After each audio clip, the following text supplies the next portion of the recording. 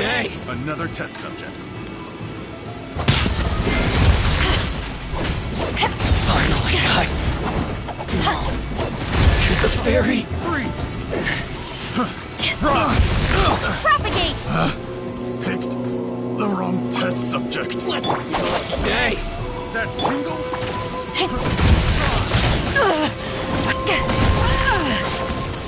Finally, to the fairy!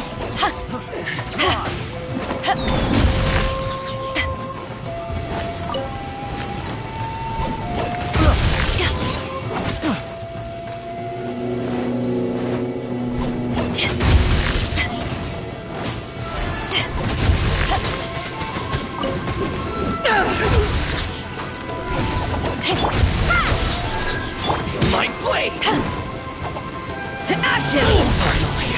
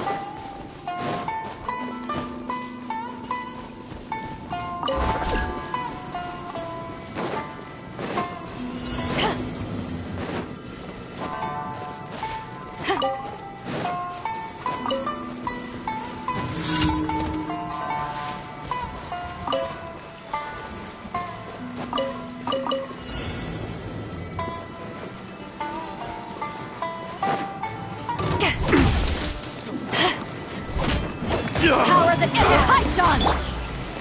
Propagate! you're open! Fry!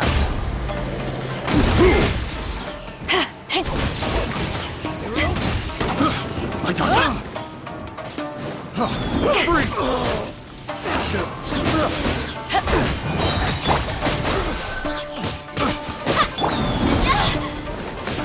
Dissipate!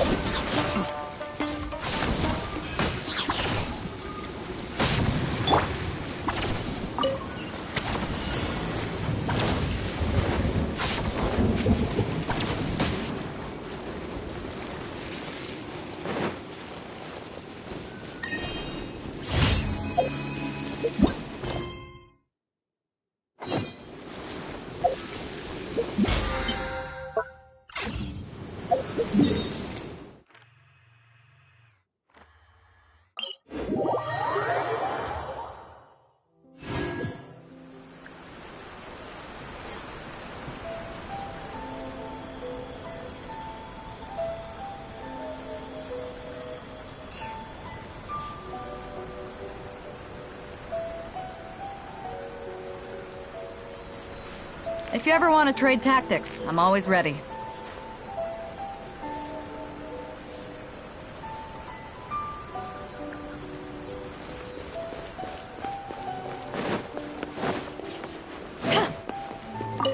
astro. Thank you for add astro.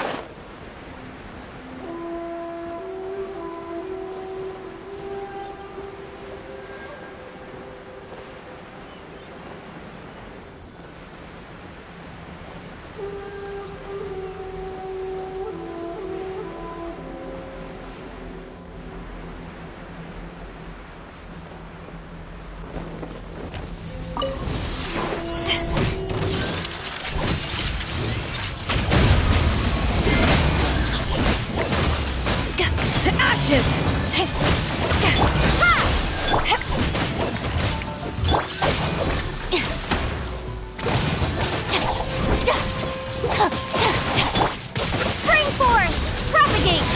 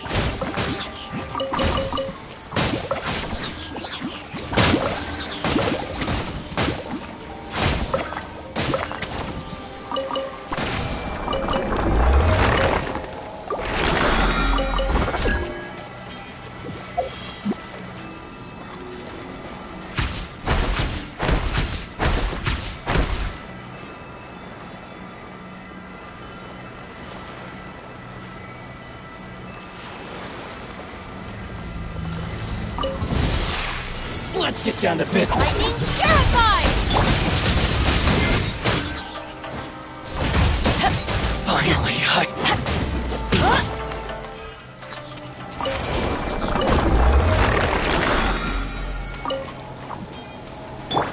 Propagate!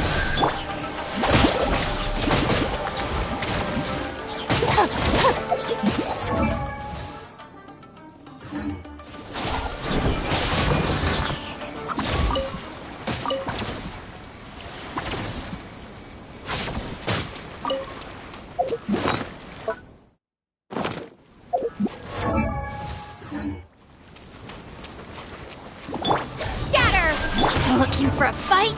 Stand with me!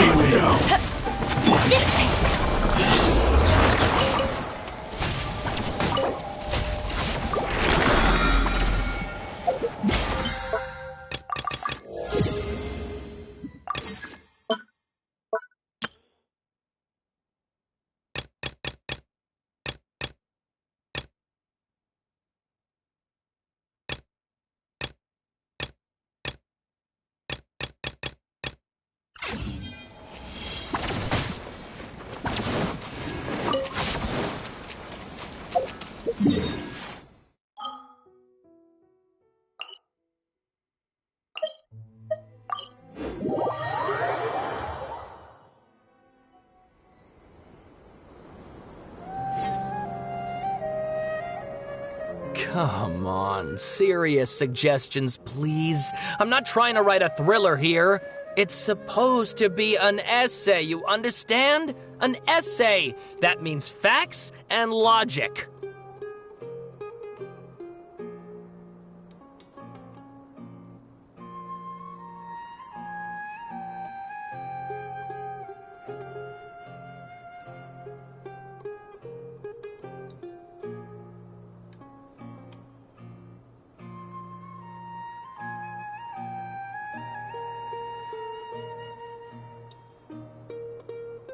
Well, if it's facts and logic you're after, you shot yourself in the foot with your choice of research topic, didn't you? The Tatara Suna mystery. When so much remains unexplained, there's little to be objective about. Unless, of course, you restrict yourself to textual criticism.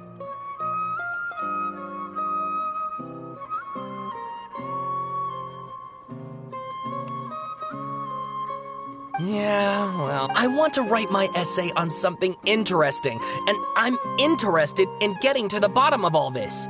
That's the... Yes, you came to me, so all the more reason to take my advice. The fact is, it's the dramatization that will make people want to read it. There's no getting around that. Okay, but... Did one of them just mention Tatara Suna? But that's all the way in Inazuma! Is it just Paimon, or is it kinda unusual for someone in Sumeru to want to write a paper about that? Everyone here's just going about their business. Maybe it really is just Paimon. Guess people here are free to research pretty much anything.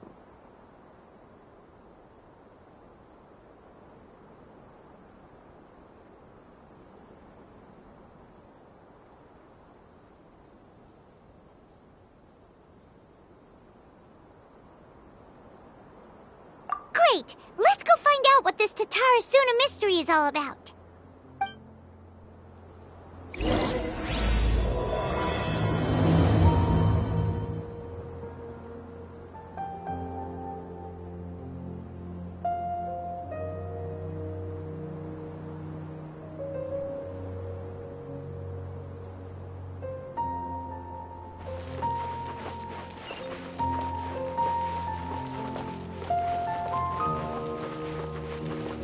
Tavadis round.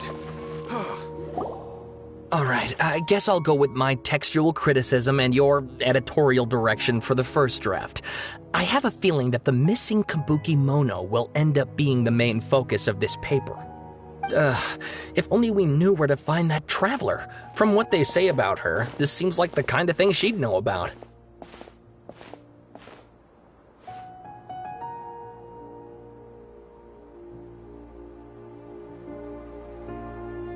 Oh, you're the traveler, you say?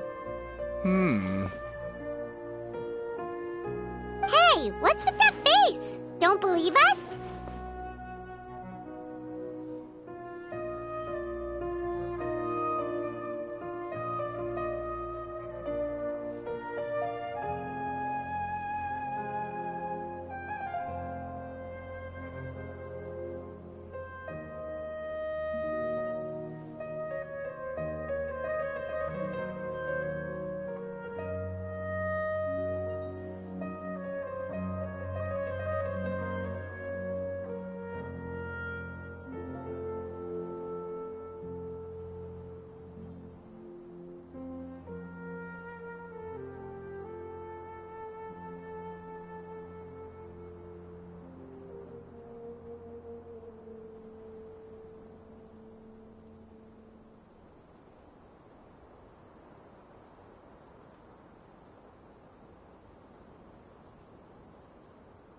No, of course I believe you. Actually, I first heard about your great exploits when I was still in Inazuma. This is my first time coming face to face with you and your mysterious silver-haired companion. I couldn't believe my luck, and out of force of habit, I started, examining the evidence. Sorry. Sawada, for the love of... Sorry, we don't get out much, so our social skills are kinda lacking. Traveler, I hear you've helped many people a great deal and been to many places. Would you be able to tell us about Tatara Suna? Actually, we don't know much about that place either. In fact, we only came over here because we heard you talking about it and wanted to learn more. I see. My teacher chose this area of research as a personal challenge. He said it's difficult to get into because even Inazumans don't know much about Tatarasuna's past. But who'd have thought that... If you don't mind, I'd love to show you all my outline for the book I'm writing about Tatarasuna. Hold on, Sawada. Don't you think that's a bit of a deep dive for a first read? Well, fair point. In that case, please ease yourselves in gently by taking a look at Akaba's latest essay draft. Let me give you some background. This all started with the discovery of some records in Tatarasuna. The writings mentioned someone by the name of Mikoshi Nagamasa, who crafted a fine blade. But in the end, he threw it into a fire to destroy it, and killed his servant Katsuragi. Why? Well, no one knows. Apart from the swordmaker, his servant, and the one who wrote this all down, the records also mention a kabuki mono. This seems to be an Inazuman word for an eccentric stranger, someone who dresses funny or acts in an unusual way. That's right. Akaba's teacher has spent quite some time researching these events on the ground.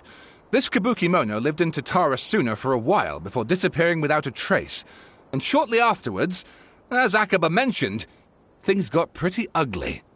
So first this strange person goes missing, then a murder happens? Seems kind of fishy to Paimon. Yes, my thoughts exactly. So I helped out too. I asked everyone I could think of if they knew anything about what happened back then. And wow! Did I get lucky! Stop shouting! This part's important. I just wanted to make it stand out. It just so happens that a friend of mine works at the Government Records Office.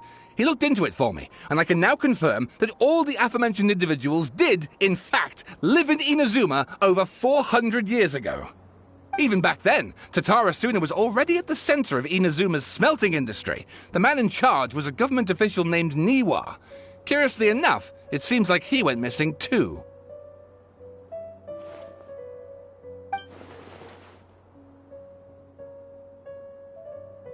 Wait, so there are 2 missing people in this story now?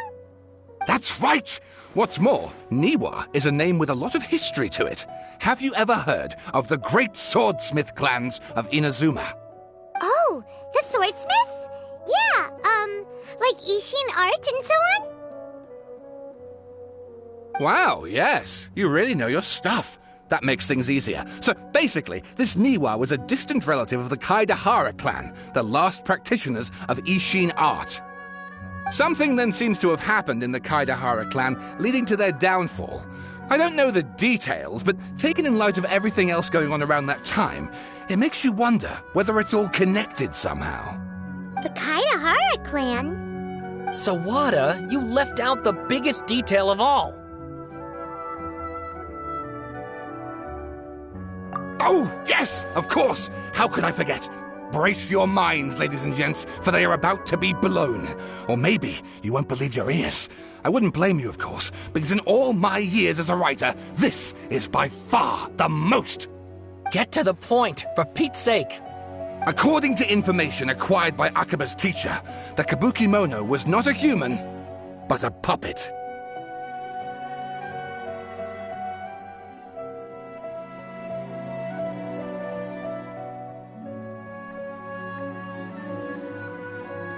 A puppet?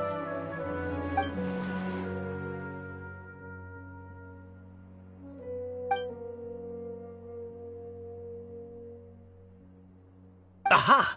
Judging by the looks on your faces, you do know something after all.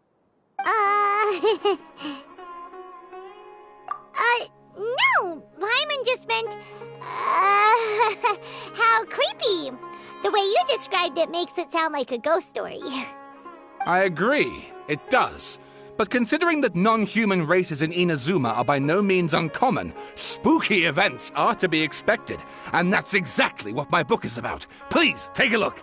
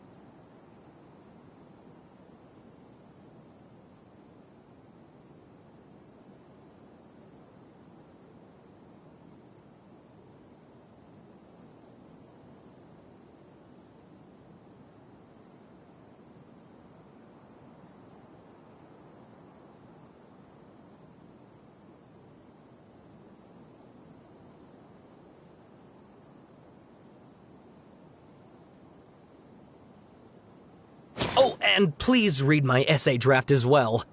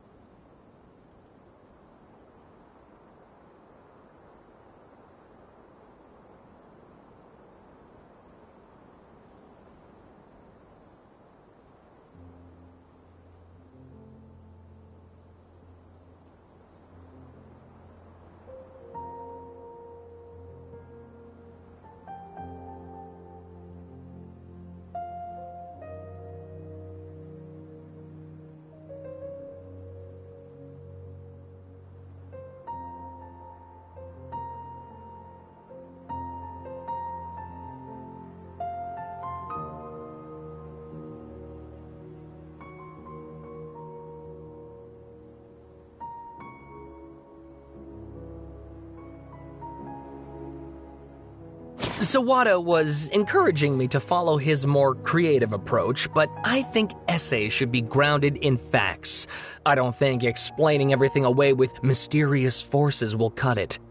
Oh, how about if I plug the holes in Sawada's narrative with political intrigue? Like, I could put a turf war between rival factions at the center of the whole series of events. Wait, you're allowed to just make stuff up? Pretty sure you've gone from essay to guessay there.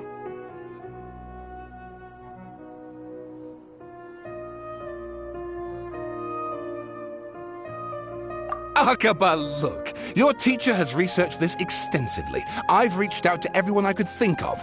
Whatever information we have now is all that there is to know. This is as much detail as you're ever going to get. Besides, if there really was a political power struggle going on at anything like the level you seem to be suggesting, what hope would we ever have of finding out the truth? Good point. Okay, back to the drawing board, I guess. Give me some time. I need to find a new angle on this. We have some other stuff to do, so we'll have to say goodbye for now. Good luck with your essay! All right, thank you. If you find out any more info about all this, please do let me know. Thanks so much.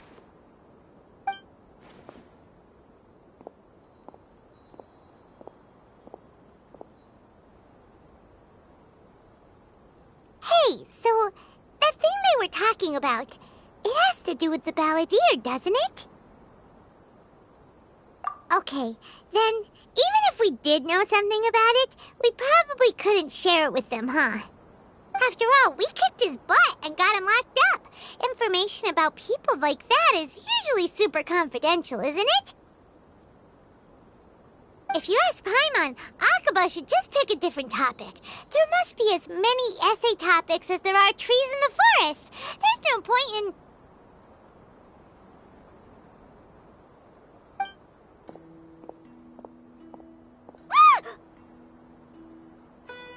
Hey, did you see that? He literally just went by, over there. It looked like... the balladeer! No, it can't have been. He got locked up. Oh, quick, let's catch up and see.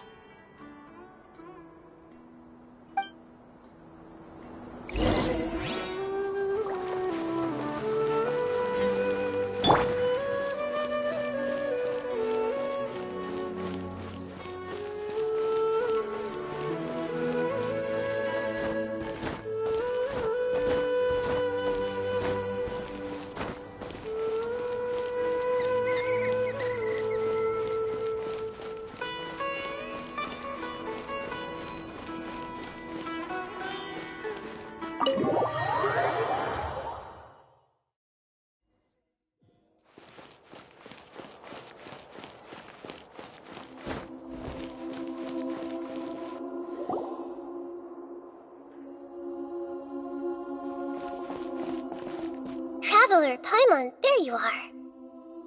Nahida! Bad news. We just saw the balladeer strolling around in public. Did he escape or... Ah! It's him! Sure enough. You're here. Hey! What are you doing in the sanctuary of Surastana? Aren't you supposed to be locked up? I know you must have a lot of questions. Please, allow me to explain. It was my idea to set the balladeer free. We made a deal, and he's gonna do some investigation in Irminsul for me. A deal? You sure you trust this guy? What did you expect? Why do you think Sumeru would keep me around otherwise? Or maybe killing me is all you can think about. But if that's the case, why haven't you done it already? Don't flatter yourself. It was... Nahida said there's still some mysteries in you to figure out. Ah, so if it were up to you, you'd finish the job? Guess I had you all wrong. There I was thinking you were just getting cold feet. Well, that escalated quickly. Not a good start. Could I ask you all to please calm down? But Paimon's worried about you, Nahida. Don't let him trick you. It's not every day you see people questioning the God of Wisdom's judgment. Just when you think you've seen it all. Don't you dare try to drive a wedge between us! As long as the terms are reasonable, I don't think there's a problem in making a deal, even with the balladeer. Well, I for one have no reason to doubt you, considering you even struck a deal with the doctor. Yes, one in which I gained valuable information. You'll come to understand more about that in the fullness of time. The balladeer's power was all but completely spent after your battle. He's no longer strong enough to be a strategic threat to us. That puts him in quite a precarious position. Plus, he's a former harbinger with knowledge of many of the Fatui's sensitive secrets. Being stuck here in Sumeru could make him a sitting duck, depending on how the Fatui plan to respond. Wait a second. Former? You mean he's not a harbinger anymore? I take no pleasure in saying this, but it seems as if the doctor had no intention of welcoming back a loser, so... Sometimes it's you using them, other times it's them using you. Most human relationships are this way. Certainly all the stable ones are. That's how it was between me and the Fatui, and also between each of the harbingers. So as long as you have some value to offer, nobody will ever abandon you. But after recent events, even I have to admit that I'm not worth quite what I used to be. Well, if the Fatui are gonna reevaluate my utility, I need to have a backup plan for myself. As we discussed, I don't like causing harm to living beings, and you said you need protection. So, why not join forces with us? I think these two have made their objection to that idea fairly clear, don't you? And they're your friends, so I guess you'll be siding with them. Yeah, obviously! Nahida, don't listen to him! Then let's put that discussion to the side for now. We still have time. Today can be a trial run. Where we go from here will depend on how well we manage to cooperate today. All right, then I'll do what we agreed. Good. Go now, and keep in touch. Nahida, are you serious about this? Yes. I have my reasons for this decision. In fact, I'm largely doing it for your benefit.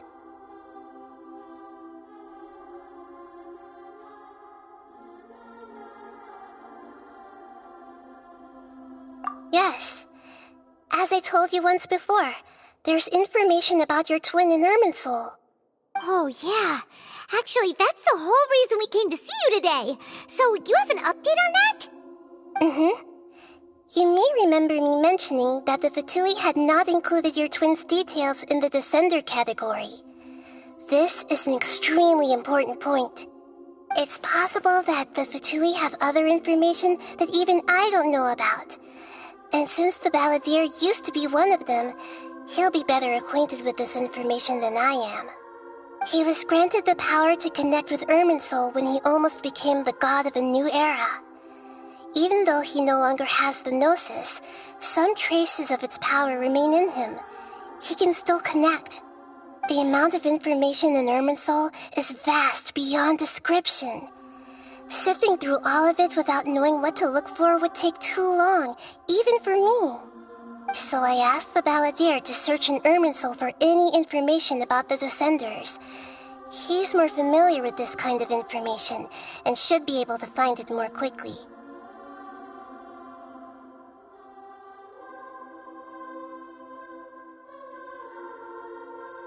Exactly! Or what if... Paimon just doesn't trust him! He's treated us as enemies every time we've run into him! I understand. But sometimes, everything is dictated by which side you're on. How things will go in the future depends on what information he brings back.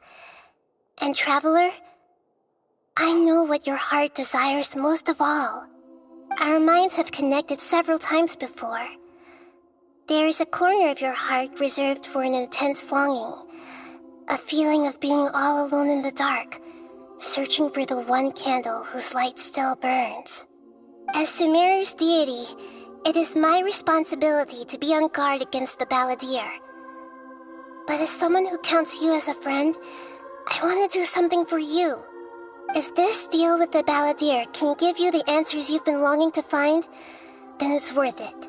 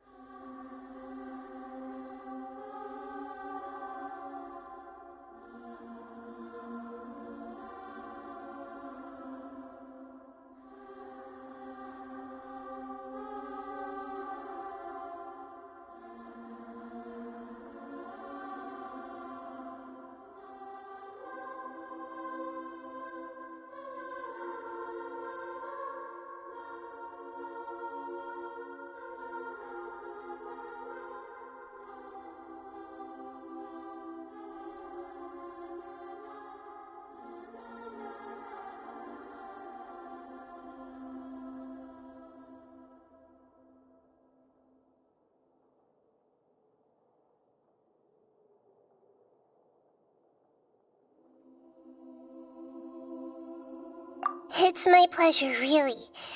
You're Sumeru's hero. You've more than earned it. Paimon's still worried about this idea. Is there anything we can do to help? I was going to contact you about that, but then you suddenly showed up on your own accord. Seems like we have a telepathic connection. In fact, I was going to ask you to supervise the Balladeer on my behalf while he carries out the task I assigned. Even though he only has a fraction of his full power left, that's still a fraction of a former Harbinger. If you could accompany him, it would put my mind at ease. Of course, I'll be there to help guide you through Irminsul from the outside.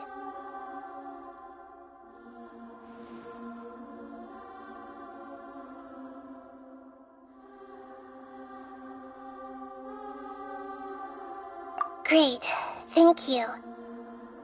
Prepare yourselves. I'm going to transport you into Irminsul. Wow, it looks pretty different here compared to last time. The colors are gentler. Guess that must be because Sumeru's at peace. Look at that. Hot on my heels. You know, you didn't have to cut your catch-up short just to keep me company. Oh, but I guess you panicked when you realized that I might enter Irminsul ahead of you. Shut your beak, jailbird!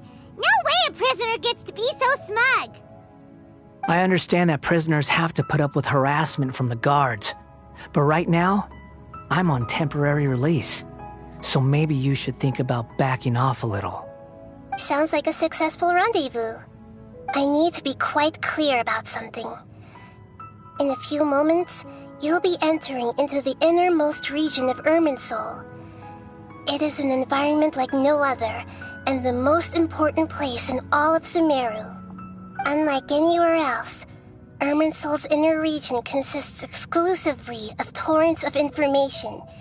You must put aside your differences and be extremely careful as you navigate your way through. I know there are many grievances between you, on both sides, but it is essential that you remain calm after entry. This is as much for your own safety as anything else.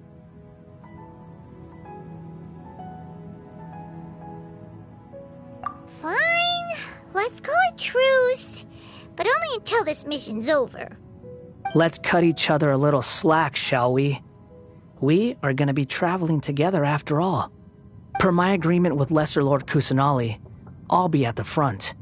It's my job to lead the way and get rid of any obstacles in our path. All you have to do is keep your pretty eyes open and try not to fall behind. You sure are confident. Paimon will give you that. You make it sound like you're even more experienced at adventuring than us. If there are no further objections, I suggest we get going. Or did you need some time to mentally prepare yourselves? Ew!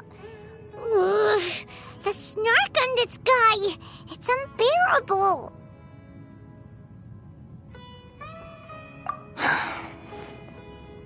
We can start now. Irminsul access granted. Initiating connection procedure. Is this a small sapling? Oh, darn it! Come on, let's catch up with him.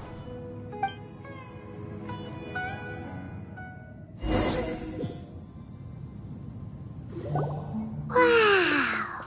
So this is the inside of Irminsul.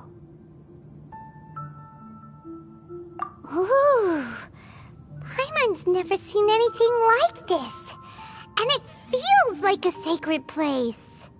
Irminsul is closely intertwined with the entirety of Tevat. Every bit of information flowing here means something. Pick your jaws up off the floor. It's time to go. Why is it that Paimon just wants to do the opposite of everything he says? Lesser Lord Kusanali, we will now proceed to the heart of Irminsul. Can you still sense where the heart of Irminsul is? Yes. Permission to begin searching for information there? Permission granted. Go ahead. Let's go. Stay close. Don't go running off. Hey, so, say we did go running off in here. What would happen? What are you smirking at? I was just imagining the look on your travel companion's face if you went and got lost. Anything's possible in here. You can't rule anything out. So if you want to stay safe, your best option is to stick close to me.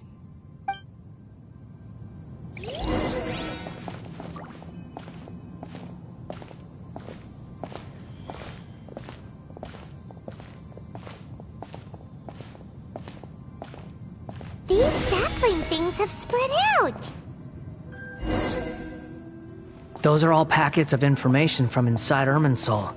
Be careful not to touch them.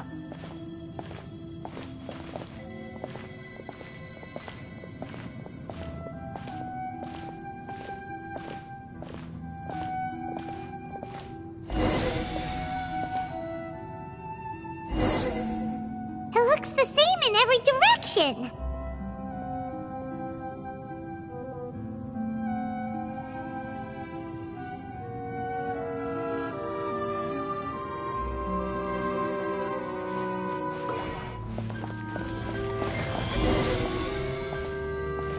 No wonder he mentioned about getting lost. Huh. What do you know? He was actually telling the truth. Is he mocking me again? What is it this time?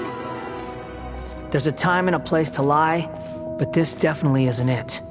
So why don't you relax your guard a little?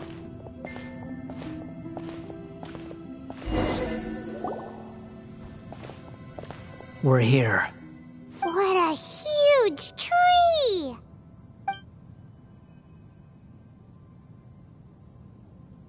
Lesser Lord Kusanali. Good, you made it. Are you ready? Ready when you are. Then please begin. Preparing to access cognitive currents.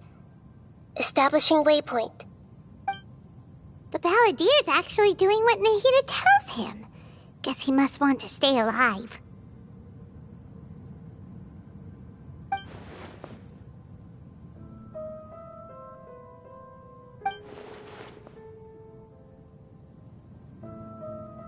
The rest is up to you. If you discover anything at all, make sure to share it with us. Will do.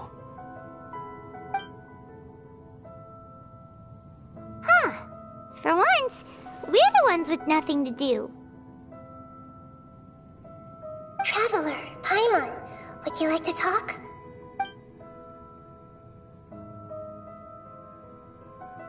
Yes, I've also invited Paimon to join. Huh? What the? We can talk to each other inside our heads?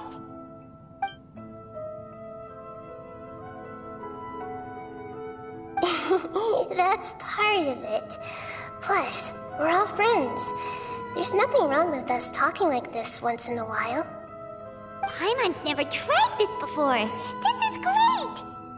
So, Paimon's been wanting to ask you something. Don't you think the Balladier's a bit of a walking contradiction? He's always talking back, but he seems to listen to what you say.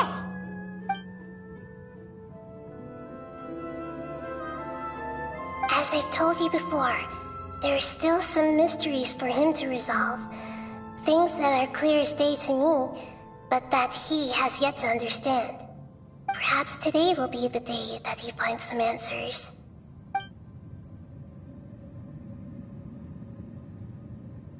Well done.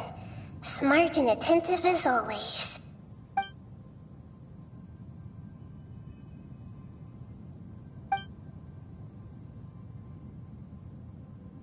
So, you made contact with that part of his mind. Well, it's true. Betrayal turned the Balladier into the person he is today. Huh. Paimon thought nothing could get under that guy's skin. Turns out, he can get hurt and angry just like anyone else. Everyone has a history, Paimon. Even if you're a puppet created by the Electro Archon. Speaking of puppets, we ran into two people at the Academia today talking about an essay. Turns out their topic was about the Tatarasuna incident. Nahida, do you know anything about that? If you mean the mysterious events, the Kabuki Mono and so on, yes. I know about all of that. Really? Because from what they were saying, it sounded like lots of Tatarasuna's history is still unexplained. And most of the information we have now is just from people filling the gaps with their imagination. At least that's what they thought. Oh? How interesting. Those two managed to deduce quite a lot through guesswork alone. So the Gesse got it right? Well, they guessed right about one thing. Tatarasuna was sabotaged. Must be a riveting conversation you three are having. Funny how all the good ones happen when I'm not involved. What makes you think we're talking to each other? Don't insult me. You're having a private conversation without me. Obviously, I must be the topic of said conversation.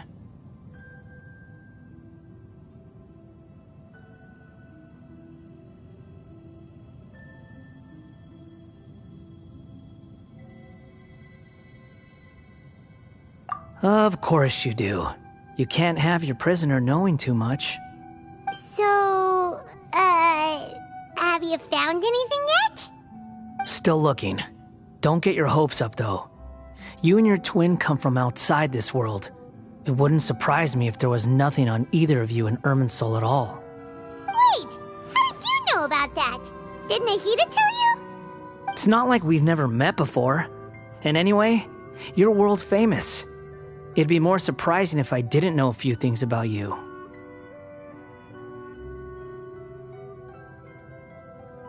Right now, we have to keep the peace. I'm not interested in creating more misery for myself, and making cordial conversation is something I can manage. Huh? Wait. This light, it looks similar to those saplings. What could it be? Anonymous data. Hey, don't you forget the agreement! You have to share it with us! Shh. Just wait. Mr. Niwa, are you certain this is worth the risk? We are talking about Tatara Suna's furnace, after all. It may not pay to act rashly. There's no one else who can enter the furnace. It has to be me. Is that so? Well, since you insist. It's...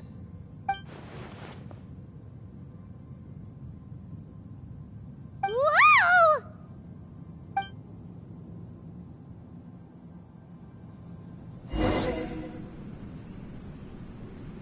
I have been in Tatara Suna for some time now. You have shown me great hospitality, as has Mikoshi Nagamasa, and indeed, everyone else. Under your leadership, Tatara Suna is a warm, welcoming place, like a giant village. People are gainfully employed, their lives have purpose. They are motivated. As I understand, the Raiden Shogun has, in recent years, eliminated much of the evil that plagued Inazuma. As for Tatara Suna, it was originally established as a means of safely disposing crystal marrow. The forging industry with crystal marrow as a raw material has since flourished, giving rise to generations of swordsmiths. Some world-renowned, others unknown, all passing on their legacy. Skills, blood, dreams. Every smith brought into this trade looks to find their purpose between steel and blade. That is why you accepted the proposal brought to you by myself and Akame. Yes, well, were it not for you coming to Inazuma and happening to make Akame's acquaintance, the two of you never would have joined forces. And he would be the first to admit that there's no way he could have revolutionized our forging process like this on his own. At least not on the same timescale. You allowed Akame to take all the credit for a method that you jointly developed. He sold it to me, and now every piece of ore here is smelted using the new technique. Even now, you remain one of Tatara Suna's key consultants, working right here alongside us. I believe it is you, sir, who are truly responsible for the changes in our manufacturing and forging methods. You flatter me. From the outset, I saw much that was commendable in the forging industry of Inazuma, and it has been my great honor to befriend you all. So you say, Escher. But is this really the truth? My good sir, what do you mean? I tried to resist thinking it was all connected, because I didn't want to speculate, and I didn't want to believe that things could turn out this way. What have we gained from adopting your new technology? Ominous black smoke? Mounting production problems? Worker fatigue and casualties are up and continuing to rise at an alarming rate. And recently, as you well know, someone died because of that strange filth inside the furnace. We've kept the truth from spreading outside, but still, I suspect you understand it better than I do. None of the people who went out to get help have come back. Now, our mutual friend, the Kabuki Mono, is taking the Golden Feather to Narukami Island to seek an audience with Shogun. This is our last hope. But that doesn't faze you, does it, Escher? Nothing does. Otherwise, why would you still be standing there with that smile on your face? I'm just surprised that you finally chose to be so sincere. I'm sure you've been harboring these suspicions for quite some time. Mikoshi Nagamasa may have noticed that there was one common denominator among all these events. Namely you, Escher. But Mr. Mikoshi is more cautious than I. He does things by the book. After all, Nagamasa is the adopted son of Mikoshi Torichio, the yokai struck down by the Shogun's own hand. If he truly seeks to redeem his family's honor, An abundance of caution is well advised. You're well informed on the subtleties of his situation for a mechanic all the way from Fontaine. Are you sure you're not a little overqualified? Why, Mr. Niwa, are you suggesting I find a job as a diplomat? Sadly, I am so very attached to my craft. Enough, Escher. I'm here because an evil force is raging inside the furnace. And someone needs to take your new device inside the high-risk zone so we can absorb it and put an end to the problem. I'm in charge here. And I'm about to take some responsibility and head inside. Probably to my death. But what about you?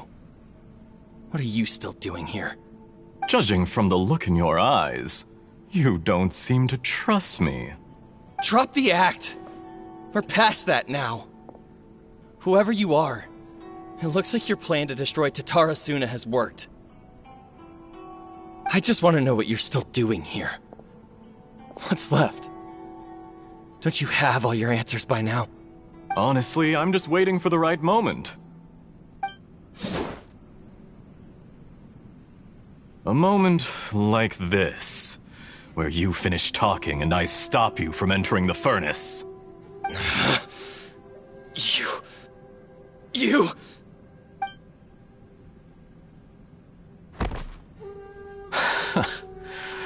You're a little smarter than I initially gave you credit for. I thought I'd disguised myself exceptionally well, at least for the first few days. But to my surprise, you had your people look into my background right from the start. It's a long journey from Inazuma to Fontaine, but that didn't stop them. Eventually, they managed to confirm that Escher was an alias, and that I was not from Fontaine at all. And yet, despite all of that, you still fail to realize my true identity, and what I seek in Tatara Suna. Did you really think you would be able to see through my plan? If you kill me, there's no one who can get inside the furnace. So you're really going to destroy this place? Is that it? Oh, but you're quite wrong. There is one other person. Some may not see him as a person, but you told him yourself. You're not a puppet. You're a human. You're just missing a heart. Whoever you're working for won't get away with this. They'll be found out. But this makes no sense. What are you really trying to accomplish by all this? Why go to all this trouble? It's no trouble at all. Patience is a virtue which I have in abundance. This is all part of a carefully controlled experiment. If you must know, I'm happy to divulge my true identity. I'm a Fatui Harbinger. Call me the Doctor. The Fatui? Who? What do you want? Just to create a minor inconvenience for your nation. That's it? That's why you gave us your cursed technology? Just to let loose the evil energy from the crystal marrow? Look how even the righteous soul is filled with venom when faced with its demise. My device functions precisely as you say. It is the only chance you have of preventing a catastrophe and keeping the truth from the outside world. However, I did not make it with you in mind. It is easier for a person to be possessed by evil spirits when they are filled with hate. So give in to your fury. I want to see what happens when a malevolent heart is placed into an unsuspecting puppet. Make no mistake, even without you, that pure, innocent puppet would only end up being used by someone else instead. What other reason would a human have for befriending one who is not of our kind?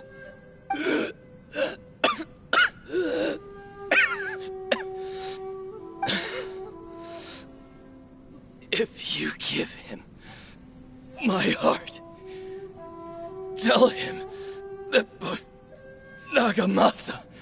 And I see him as one of us.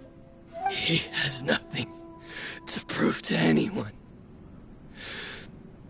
Because not everyone just wants to use other people.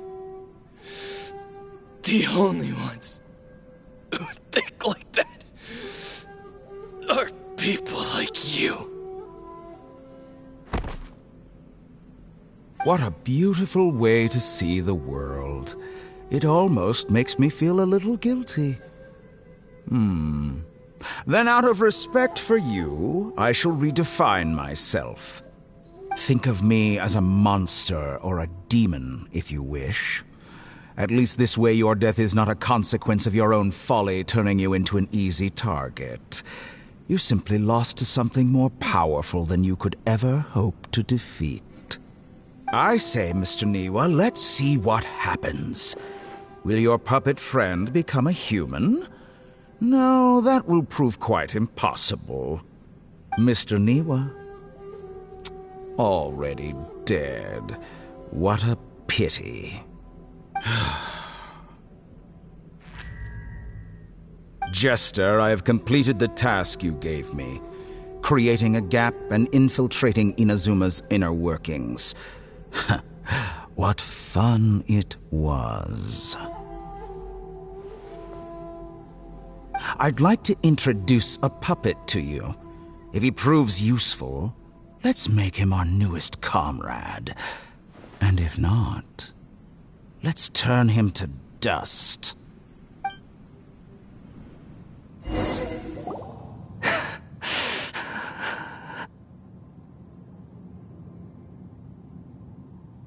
Hey, are you alright?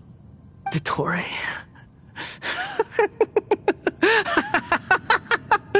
Dottore!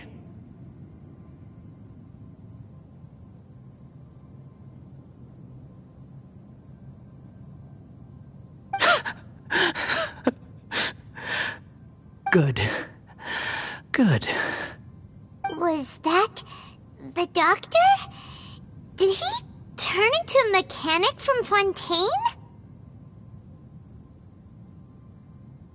But why did we see things from his perspective? When I touched the doctor to confirm whether he'd eliminated all his segments, I read this memory in his mind. You have to admit, it must be the truth. Maybe so, but it means nothing. Does it? But this memory shows that Niwa didn't betray you. He never meant for you to be the one to take the device into the furnace. You know very well what that means. Even more so than I.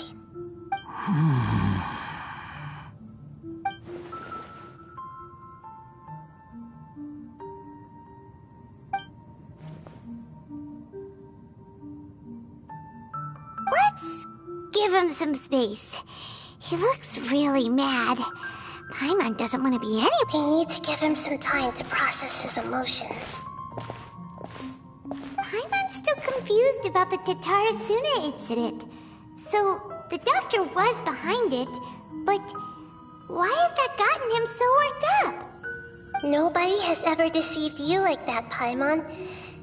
It's natural that you find it difficult to understand. Perhaps he needed to learn this someday. So now you have the complete picture. Katsuragi took the kabuki mono to live with the people of Tatarasuna.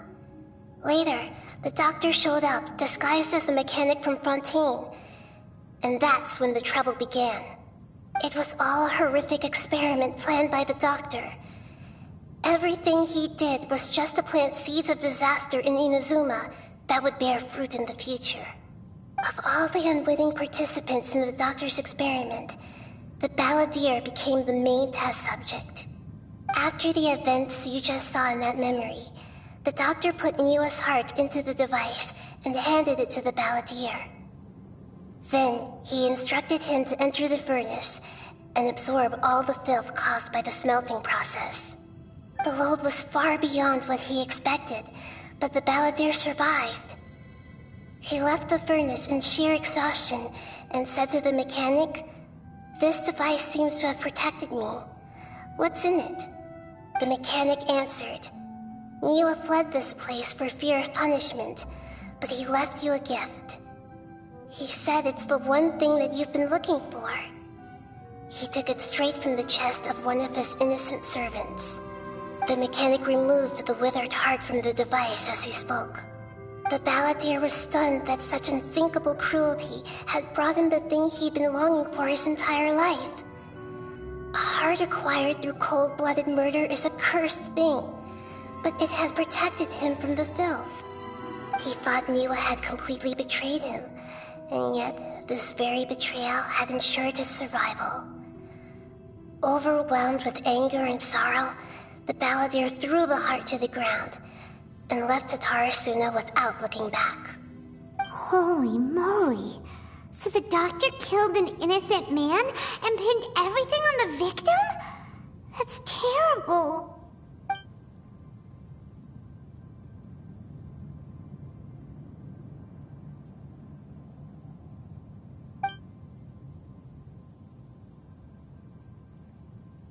Yes.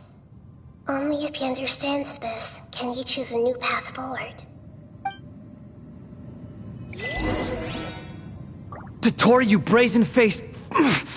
Niwa didn't run from justice. You killed him.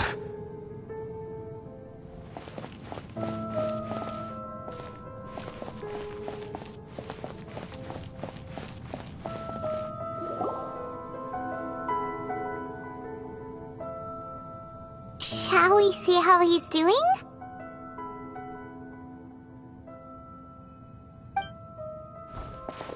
Hey, you alright? That's a scary expression.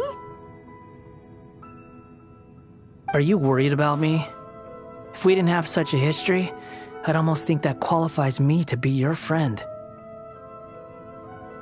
It won't. I'll keep my end of the deal. Hey,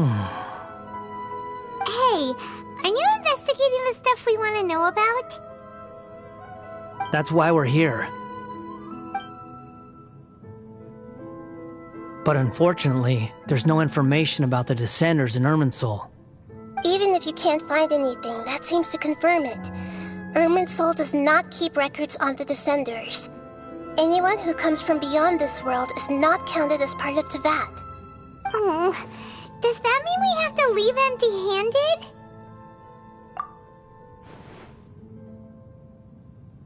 Don't thank me just yet.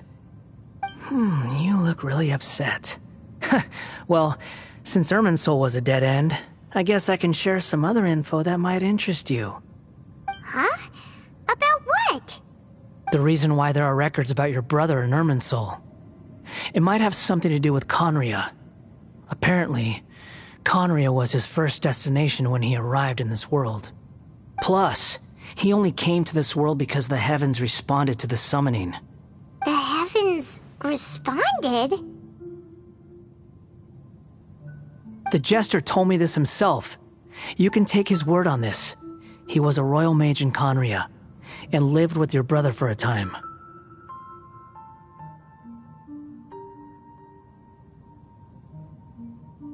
I don't know the details. It's up to you whether you want to believe me. All I can say is, I wouldn't lie to you about this. Did you get all that, Lesser Lord Kusanali? Yes. Astonishing news. Does this info count towards my mission? It wasn't from Irminsul, but was it valuable? Very valuable. Good. In that case, I'll take some time for myself now. Huh? What have you done? Lesser Lord Kusanali was right. My power's all but completely spent. Even if I use all of the divine power left in me, I can't sustain this shield for very long. I shared a secret with you, and now you owe me. So in return, I'd like you to answer a question for me.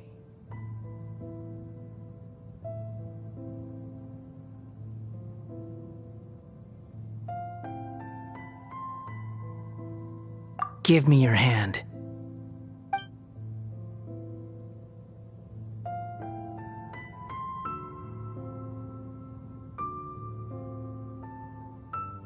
Can you hear my voice inside your head?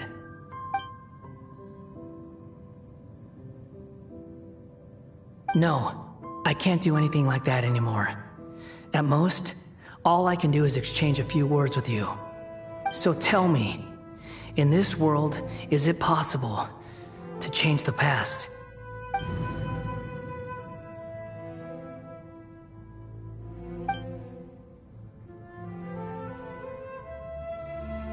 Done. Huh? What the? What happened? Paimon only saw you hold hands for a second. Nothing. I was just thanking her for helping me.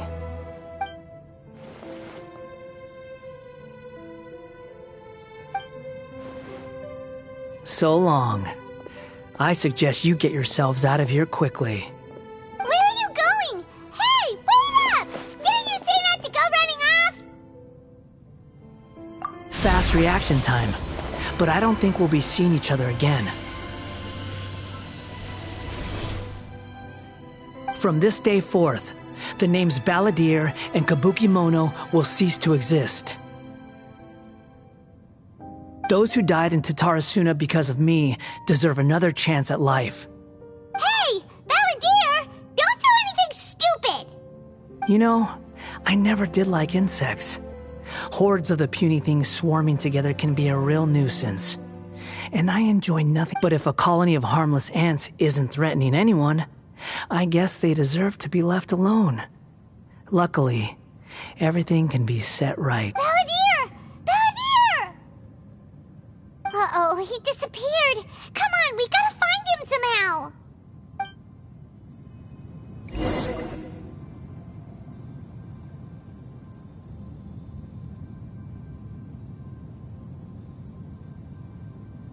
Oh no, he's really gone!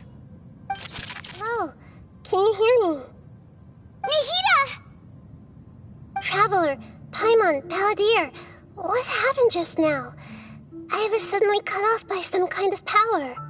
It was the Balladeer's fault. He shut you out!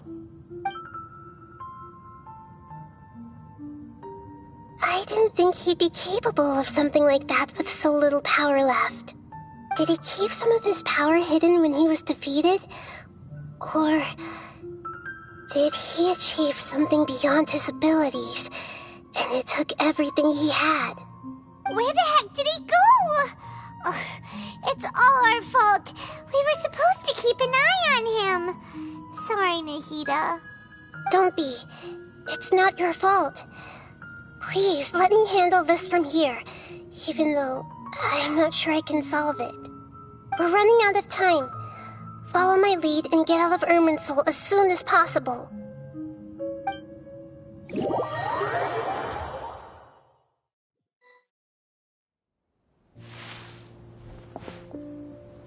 We're out! And we're at, an inn or something? This is an emergency. I'll have to ask you to stay here for now. Everything's arranged, and nobody will disturb. I'm sorry, but this isn't something I need your help with. Leave this one to me. An emergency? How bad is it? Nahida, will you be okay?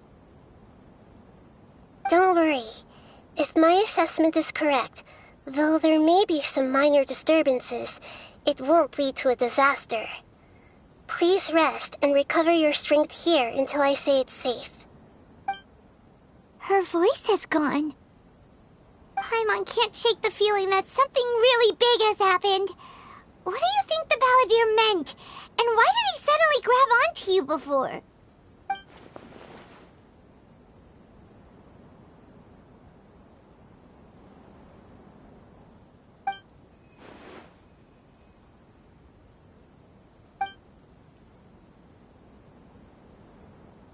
He wants to change the past?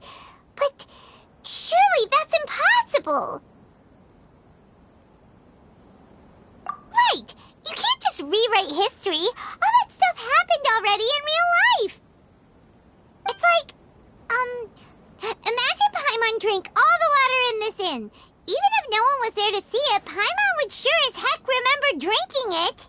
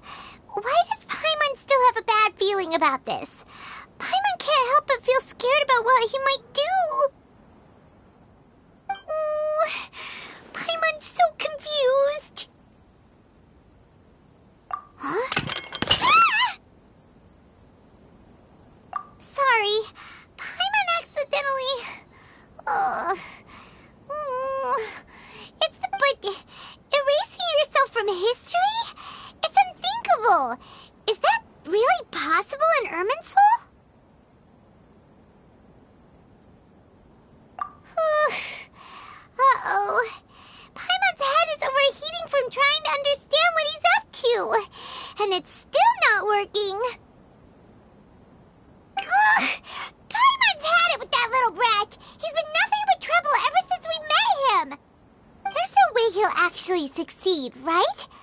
Otherwise, won't everyone who's connected to him be affected too?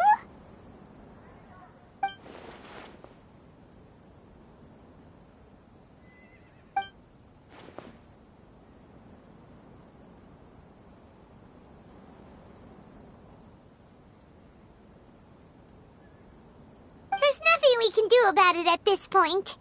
Hey, have you got any ideas on what we should do next? Seems like now there's nothing left for us to do but to go to sleep.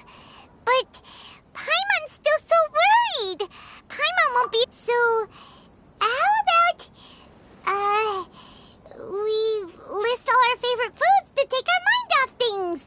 Heck, if that doesn't work, Paimon's probably gonna collapse of anxiety here. Alright, Paimon will start. First dish.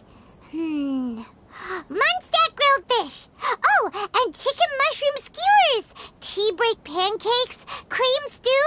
Sauteed matsutake. And Dragon chili chicken. Almond tofu. Satisfying salad. Oh, also Adeptus Temptation. Golden shrimp balls. Triple layered consomme. Lotus seed and bird egg soup. And...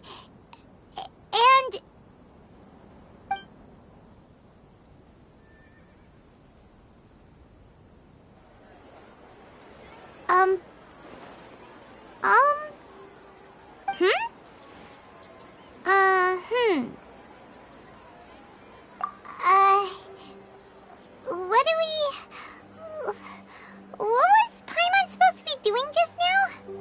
Paimon was, talking? Huh. Paimon suddenly can't remember what she was talking about. The balladeer? Is that a food too? Huh. Weird name, though.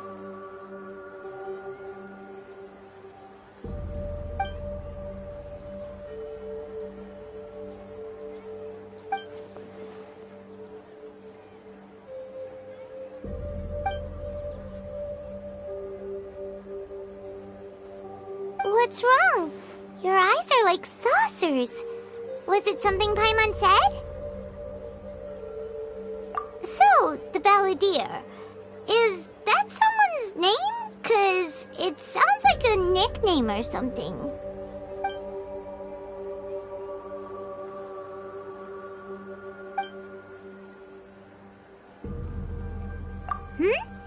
Okay, sure. Where are we going?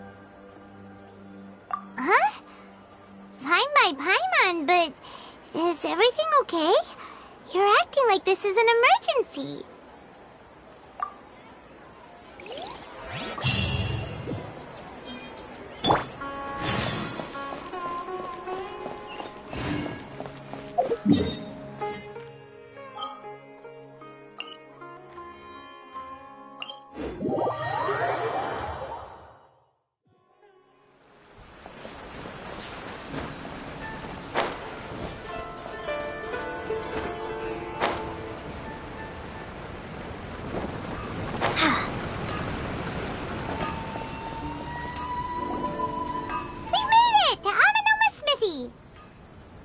Ah, it's been a while. Of course. Go ahead. Oh. Now there's a question I wasn't expecting. Very well. The once renowned Raiden Gokuden, comprised of 5 branches. Amenoma, Futsu, Ishin, Hyakume, and Senju. The art of forging practiced by these 5 clans was first taught to them personally by the almighty Shogun.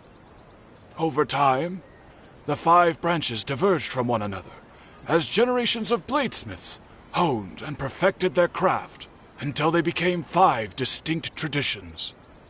Most of the great swordsmith clans of old have since fallen into decline, and for a long time, only the Amenoma branch kept its art alive.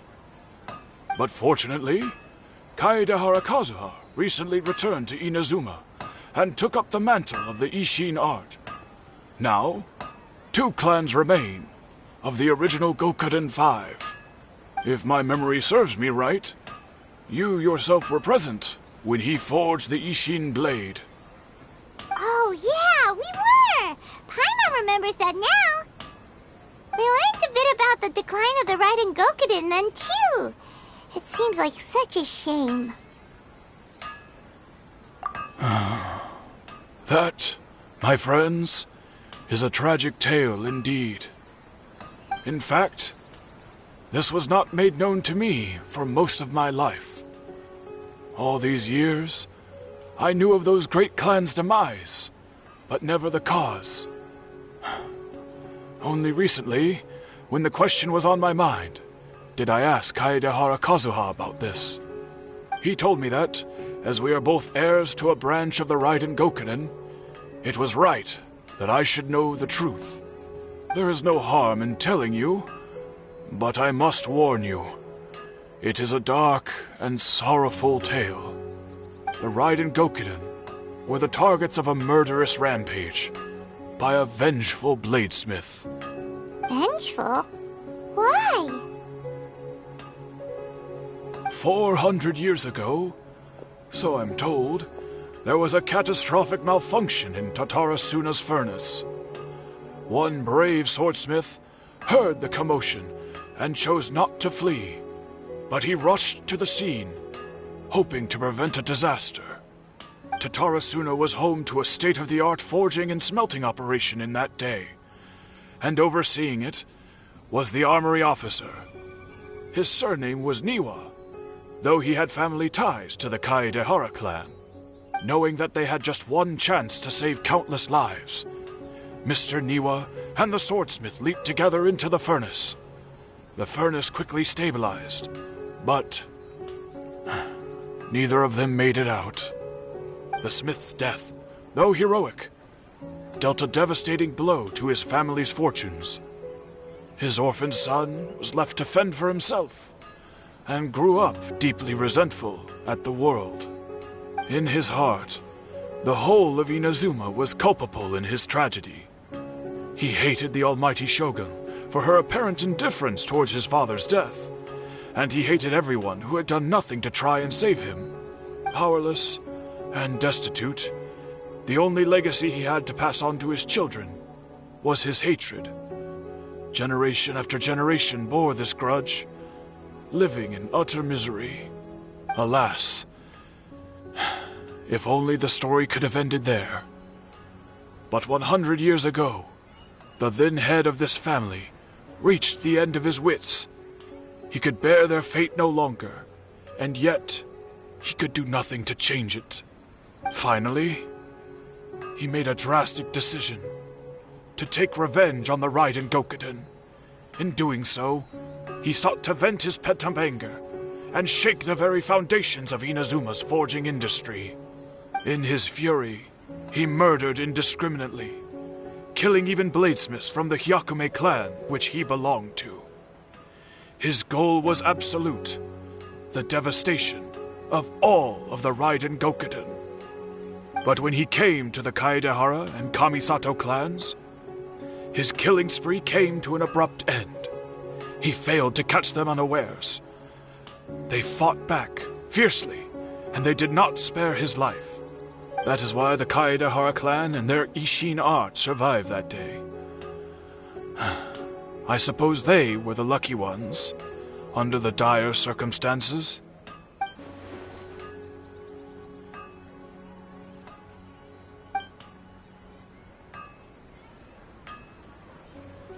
Was there anything else you wanted to ask? Kazuha? Why, yes. Just yesterday, in fact. We spoke for a while over some tea. He seemed well.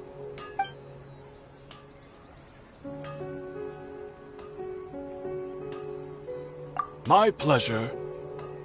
Don't tell Paimon. There are other places you want to visit too, right?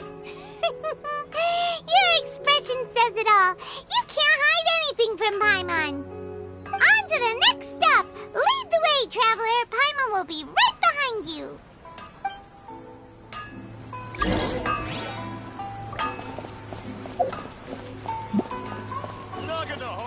Fireworks are the best in Inazuma.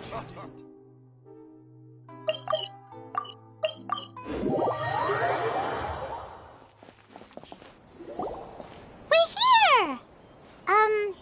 This is the Yashiro Commission's headquarters, so... Traveler! It's been a while. If you're looking for the Commissioner and Miss Kamisato, I'm afraid your timing is unfortunate. They're not here right now.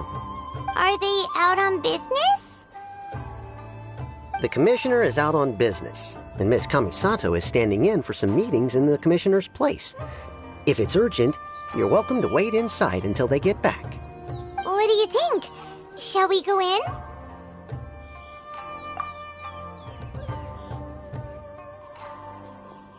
If it were anyone else, I couldn't allow it. But seeing as you're so close with the Commissioner and Miss Kamisato, I think it should be okay. We'll be heading in then. Thanks!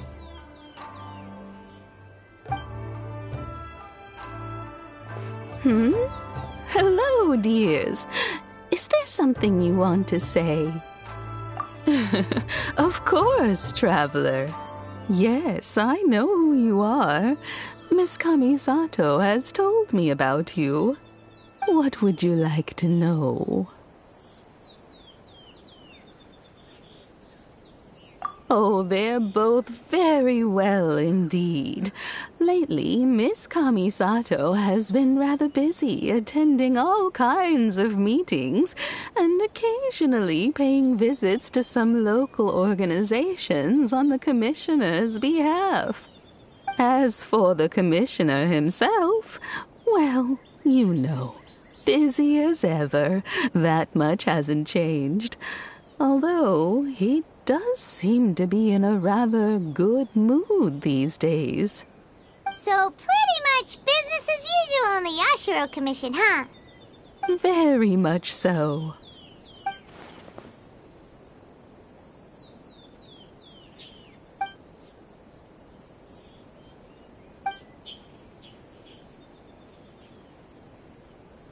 Well, got any more questions? You're very welcome. In fact, I would love nothing more than for you to come and visit more often. But I'm sure you must be far too busy to have time for that. Miss Kamisato talks about you all the time. She seems so thrilled to have you as a friend, and she's always saying how talented you are and how much she admires you. I must say, many things in Inazuma seem to have taken a turn for the better since you arrived here. So you're not just Miss Kamisato's knight in shining armor, you know. You're a hero to us all. I mean it. Whenever the Commissioner dines at home, Toma always joins him. I always find myself at my most relaxed when I'm serving the two of them and listening to them chat away. The Commissioner has such a busy schedule that he doesn't always have the chance to take his meals at home. But given the opportunity, he always prefers to dine here. They say it's because Toma's a much better chef than most. Oh, the Commissioner is so fond of home comforts. They get to talking about you sometimes, too, you know. Always with a very fond tone. The way one would talk about dear old friends around whom one can truly be themselves. Miss Kamisato occasionally joins them as well. Whenever the whole family gets to... It's been many years now since the late Mr. and Mrs. Kamisato passed away. Much has happened in the Kamisato clan in that time.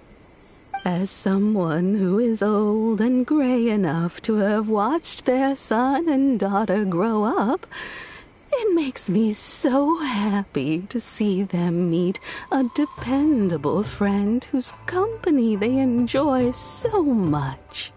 So, in the future, if you ever do have the time, please know you are always very welcome at the Yashiro Commission headquarters. Wonderful. Thank you. Paimon likes it here too. Also, you were saying something about the food here being really great. Paimon's itching to try it. We may just have to invite ourselves around for dinner sometime. Paimon meant we should come pay a visit again real soon. Of course. Alright, goodbye for now. Where are we going next? Great! Goodbye, ma'am! Don't worry, we'll see ourselves out. All right, then. Take care. Oh, are you two leaving already? Yep, everything's taken care of now. Don't worry. Very well. Safe travels. Goodbye.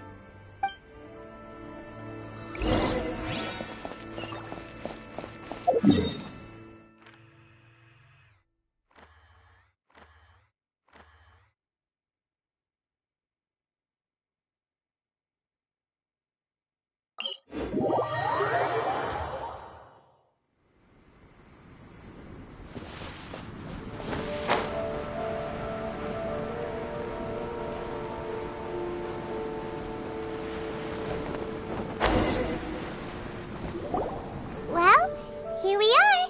But what are we looking for? Something or someone?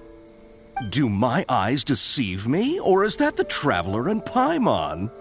Xavier, what are you doing here?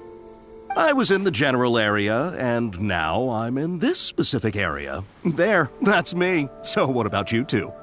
We have some questions and thought you might be able to help. Certainly do. I've researched the furnace here in some depth.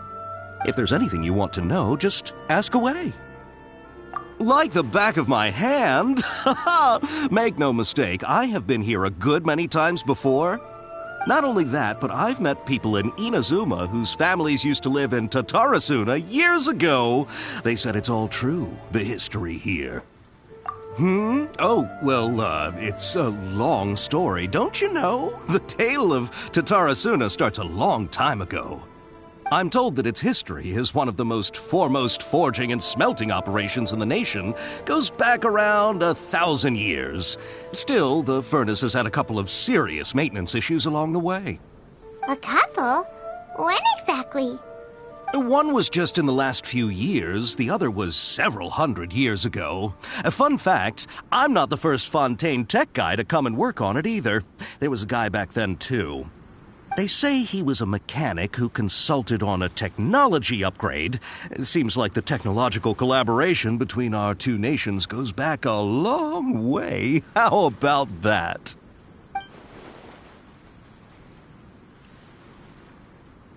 Hey, weren't you gonna ask Xavier something about Tatarasuna?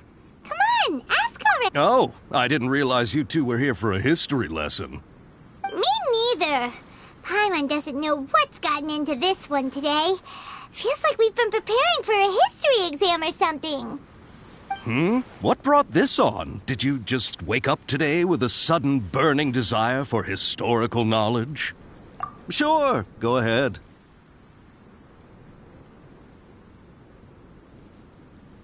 A kabuki mono? No, I can't say that I have. I do know the word, Inazuman for those eccentric types who always go around dressed to the nines. Just the sort of person that I'd like to meet, actually. But sadly, I've never had the pleasure, nor have I come across anything to do with a kabuki mono where Tatarasuna is concerned.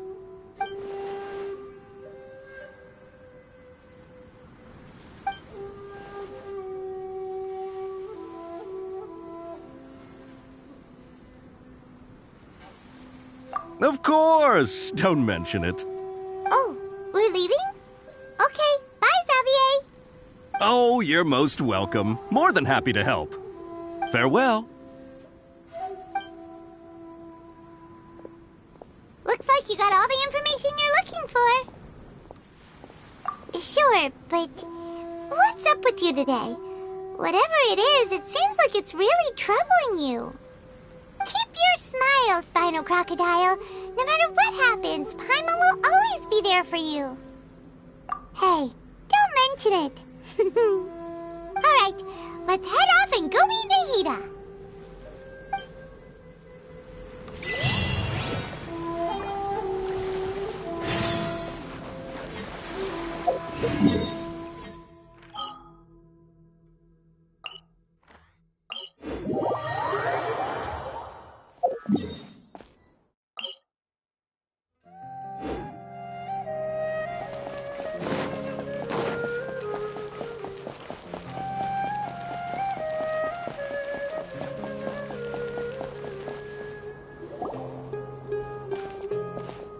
Hey, it's them!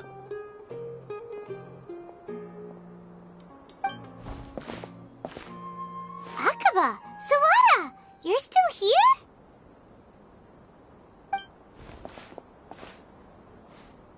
Indeed we are. If you have a moment, we'd love for you to join us once more. We have time. What do you want to talk to us about? It's the same topic we discussed last time. Obviously. Still looking for more info about Tatarasuna, huh? Should we join them? Unfortunately, we haven't made any real progress. Huh? Oh, of course.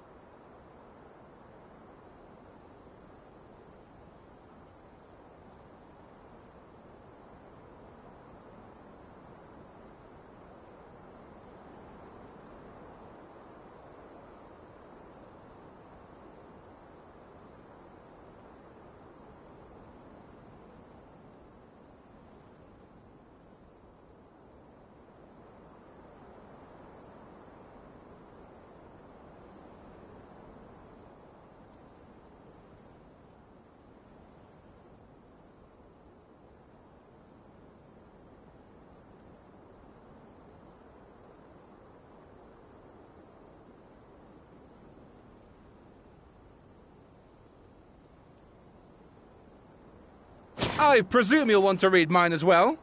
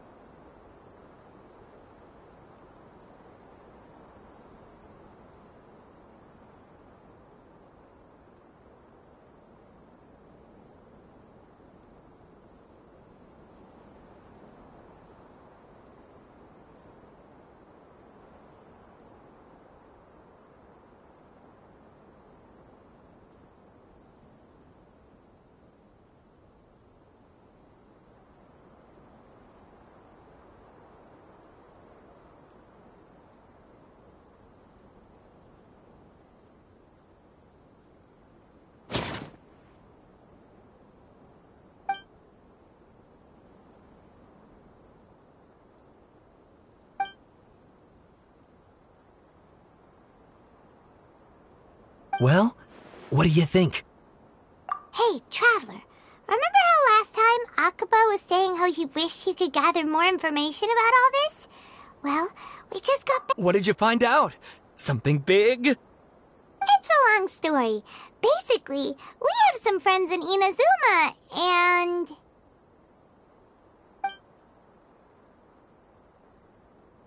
Wow, so many new details. Thank you so much for sharing that with us. Well, well, so it all comes down to one man's desire for revenge.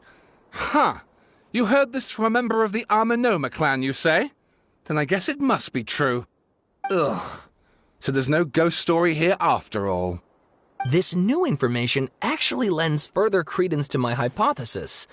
Evidently, swordsmiths were seen as having an incredibly prestigious role in society those days, to the extent that harming them was conceived of, at least by the perpetrator, as a way of exacting revenge against those in power. Yes, okay, point taken, you were right. But that doesn't mean I can't carry on with my novel. And they're back at it. These guys are real... Oh, so sorry. Look at us, prattling on about our projects and ignoring you. Thank you so much for the information. You're welcome. See ya. Keep us in the loop if you find out anything else. Will do.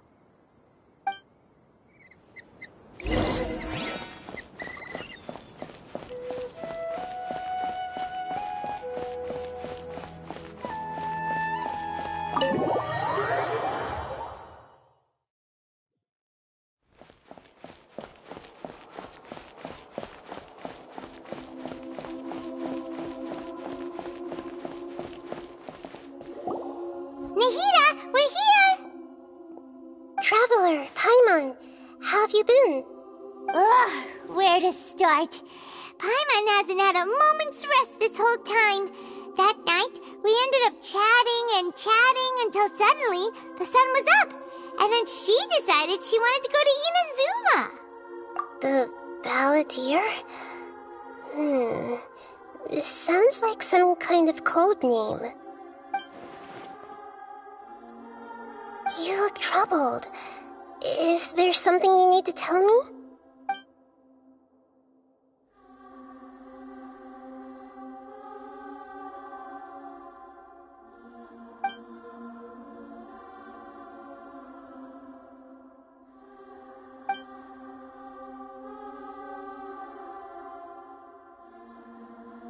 Traveler? Hey, what's wrong? You look so upset.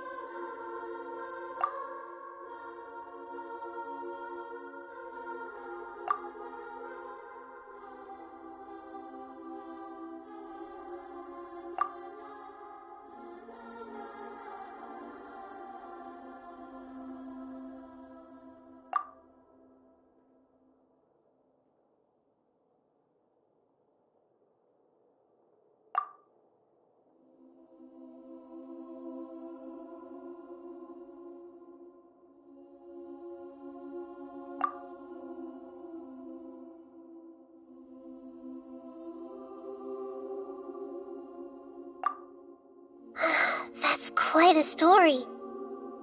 So, this puppet known as the Balladeer erased himself from Irminsul, hoping that he could change the past. But how was he even able to do that? As the Traveler said, he very nearly became Sumeru's deity. Admittedly, I remember it a little differently. I don't recall finding anyone inside the machine after we defeated it. Nevertheless, it does make sense. If someone were to successfully erase themselves from Irminsul, the world would change to reflect the new reality. So, you believe this person really existed, and we just don't remember him because... well, because he literally changed the world? Yes. Theoretically speaking, it is possible to do this. But I'm struggling to imagine the kind of person who would dare go through with it. The Traveler comes from a world beyond Javat. That's why there's no information about her in Irminsul. And it also explains why any changes to Irminsul wouldn't affect her. So if there's anyone in the world capable of retaining memories from a past that has been rewritten, it's you. It's quite incredible when you think about it. Paimon's having a hard time understanding this balladeer guy's motivations. Why did he do it? I can only make inferences based on the information we've been given. As for what kind of person he was, only you remember that.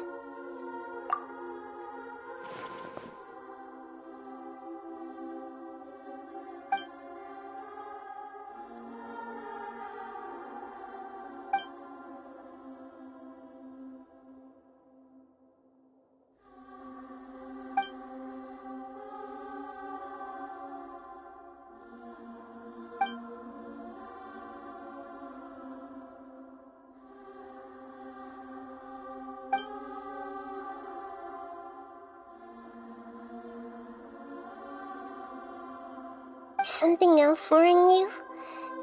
Something that you can't share? It couldn't change the fate of the ones who had died, right? Once the balladeer realized he hadn't been betrayed after all, it must have completely changed his view of the people of Tatarasuna. Now he saw them as friends again. He couldn't keep hating humans after that, and if he thought there was a chance he could save his old friends, it would be hard not to try. The story makes sense, every part of it. The balladeer tried to achieve godhood with the doctor's help. He was unsuccessful, but retained the power to connect with Irminsul. That power then enabled him to change what was recorded in Irminsul and erase himself, even though he didn't have much strength left. Yeah, it does make sense, but it still ended in tragedy for his friends. It just feels so hopeless. He gave everything to do this, but it seems like he got nothing in return.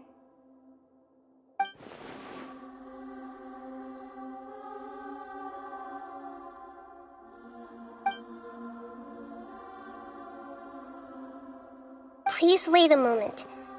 I want to check something.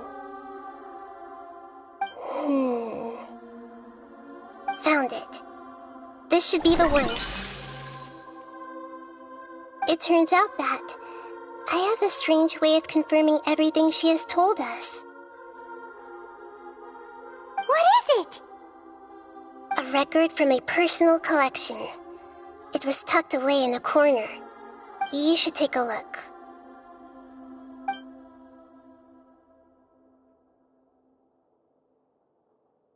Is this a fairy tale? Who wrote it? I authored this record myself. Huh? You wrote a fairy tale that somehow has something to do with the balladeer? When combined with the traveler's narrative, it's clear that this story is an allegory. Everything in it is a symbol for something else. Hold on. So this record survived from the past? Yes. Any information about the balladeer or the kabuki mono in other records will have been changed. But I wrote this story in a way that means it was left intact. Changing the information in Irminsul changes to that. But Irminsul can't change information that was well hidden in advance. I guess I must have written this story as a backup before the balladeer entered Irminsul. That's incredible! What a great idea! And sending the traveler into Irminsul with the balladeer must have been a further precaution. I knew she'd remember everything. This story is abstract enough that it still resonates with the present information recorded in Irminsul. But if we connect all the different pieces together, the true story that emerges is the one she told us, the now erased life of the balladeer.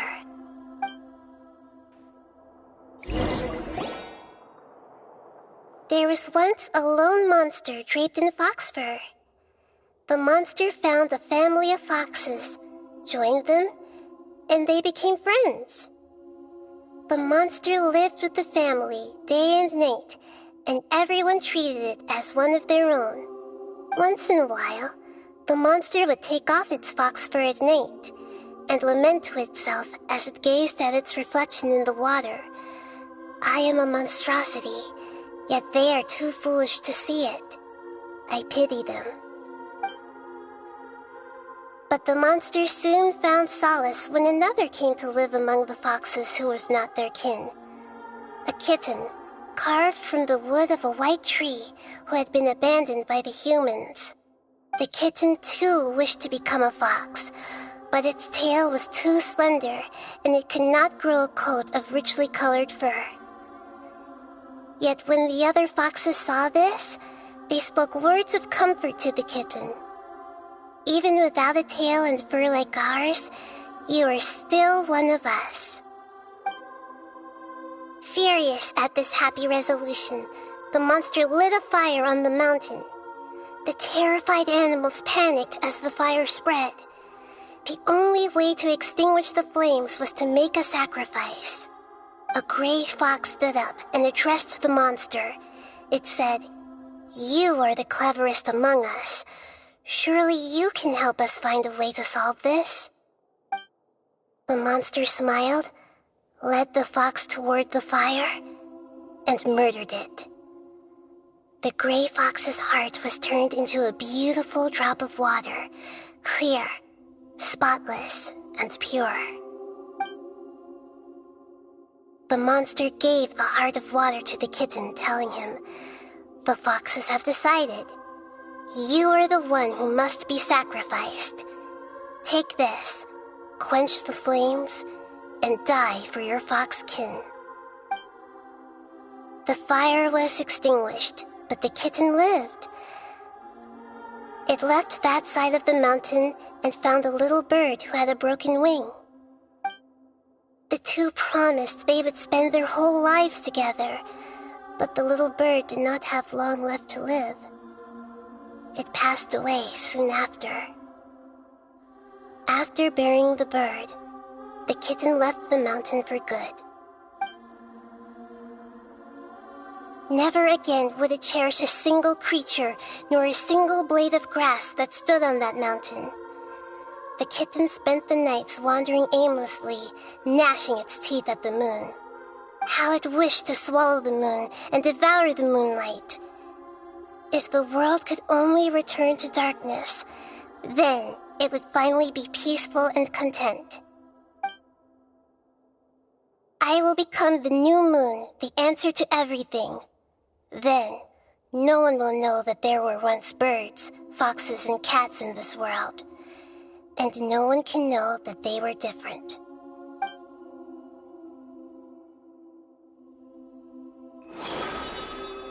We solved it! I remember now. This is not just the balladeer story. It is his very own memories. I made a backup so that it would be preserved no matter what happened. To become a god, he was experimented on and modified countless times. It was brutal torture, and the only reason he was able to survive is that he was a puppet. This memory was extracted from him by the scholars. Presumably, they kept it to have something to defend themselves with. Creating a deity was just the first step. Some of them wanted to be able to control it. That's why they backed up his memory for later use. I buried it deep inside one of my own dreams, and then hid it inside an allegorical story so that it wouldn't be altered. It's hard to believe that this person really existed, let alone that he tried to get rid of us on more than one occasion. Paimon has no memory of him at all. He completely vanished like a puff of smoke. The balladeer agreed to help me look for information about the Descenders, and although he was unsuccessful, he still helped you. Before he vanished, he confirmed an important detail, that Conria was where your twin first came into this world. We still don't know how the change to Ermin Soul will affect the senior ranks of the Fatui, but in all likelihood, they won't even remember their own Harbinger. It sounds like Paimon wouldn't like this guy a whole lot if he was still around. But still, Paimon doesn't like the way it all ended that much better. This is why wisdom alone cannot answer all our questions. We look, we see, and we comprehend, but the question still troubles us. So the answer is not everything. People yearn to find the truth and then conquer the troubles they face. When you give someone the truth, you give them a chance to choose their own destiny. To others looking on, this may seem like a pointless endeavor, but for him, the chance to act on his desire to disappear must have meant a lot. Never forget that even when we walk beneath dark clouds along a road filled with suffering, the light of wisdom is always there, guiding us toward a better destination. And that is what you have been doing all along. Yeah, Nahida's right. Cheer up! How about we go get something to eat? We can pick up this heavy conversation again later. Good idea.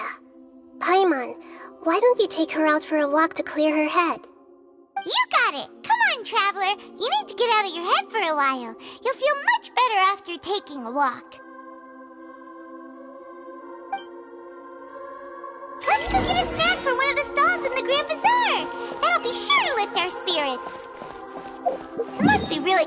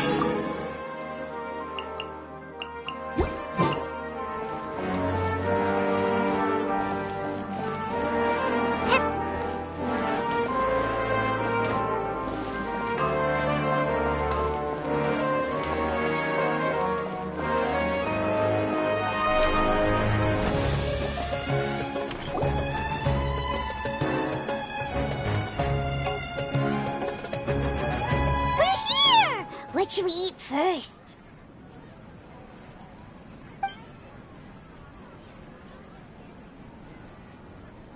Hey, are you gonna answer or what?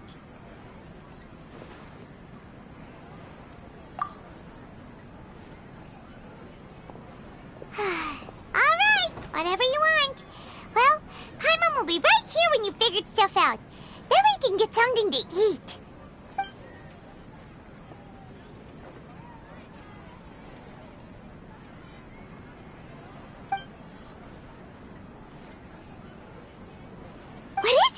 Have you figured it all out?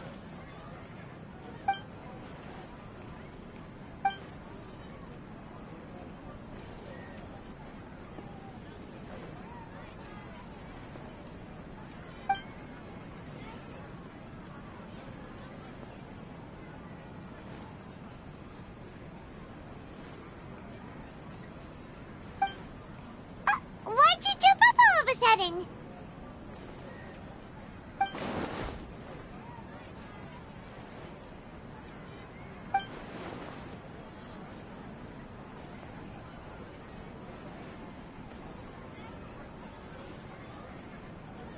Excuse me, boss. There seems to be a small problem with the last bill.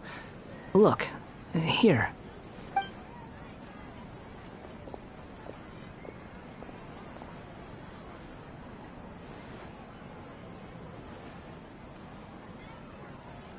Hey! Hey, wait! You mean me? No, not you. That kid. Didn't you see? Little rascal grabbed my last 2 fresh Sunsetias and ran off. Look, if you're gonna help out here, you can't keep spacing out, okay? What is it? The work's too boring for you? Or has the big city got too many distractions? I wasn't paying close enough attention. Sorry, boss. I think you're right. Maybe it's the city. It's so exciting. It can be hard to focus. Who's that guy? You know him or something? He's who? You're a strange one, kiddo. You say you don't want any money for helping out here, and then when I actually give you some work to do, you keep letting yourself get distracted. I don't want to take advantage, so I'm happy to pay you what I'd pay anyone else. But if you keep acting like this, No, please. I mean it. You don't need to pay me anything. I'm just so thankful you agreed to take on an outsider like me. You're welcome, I guess. But I got bigger things to worry about. Look, we're all out of Sunsetias, and I promised the lady down the street I'd deliver a fruit bowl this evening. Leave it to me. I'll find some more. Just a moment. I'll be right back. Stop. I'm gonna level with you, kiddo. I've never met a worker who said they didn't want a wage before. And at first, I got greedy. Couldn't believe my luck. But I figured you'd start asking for something in return eventually. You don't want money. You don't take days off. And in your free time, all I see you do is wander around, taking in the sights. Are you a drifter or something? That's right, I am. We can talk more about that later. First, let me get those fruits you needed. Sunsetias, was it? I'll be right back. Hey, what do we do now? Okay, stay out of sight. Don't let him see you.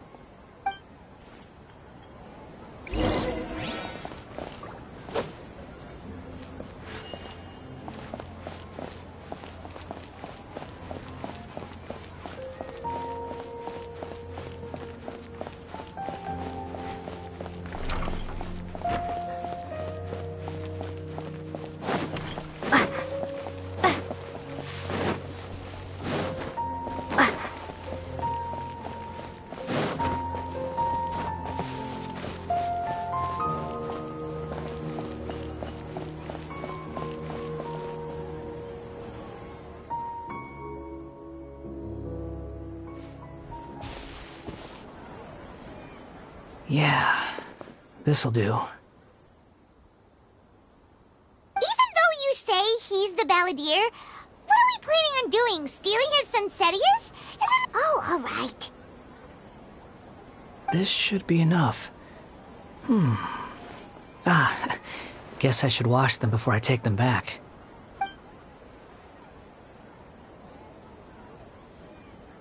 Huh?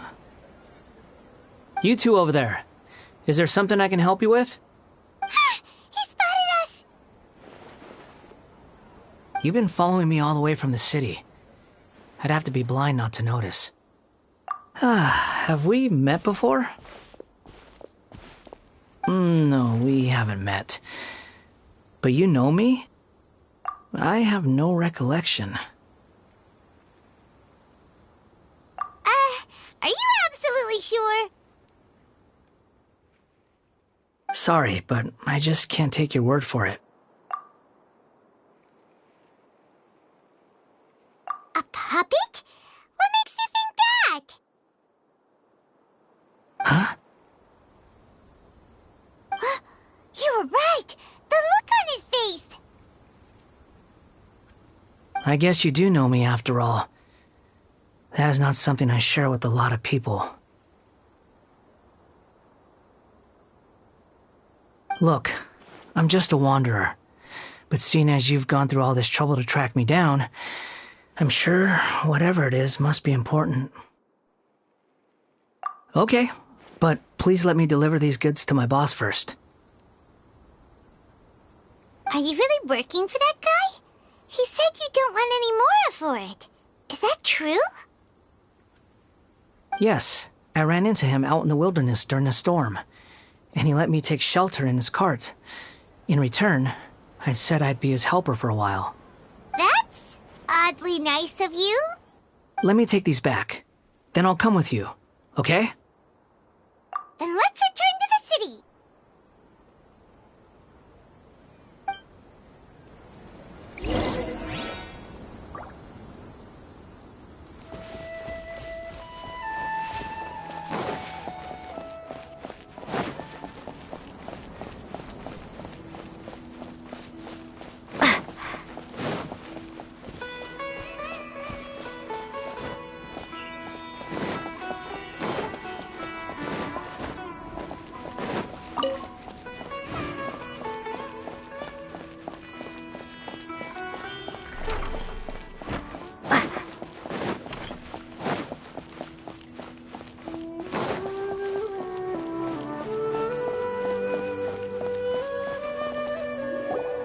Here you go, boss.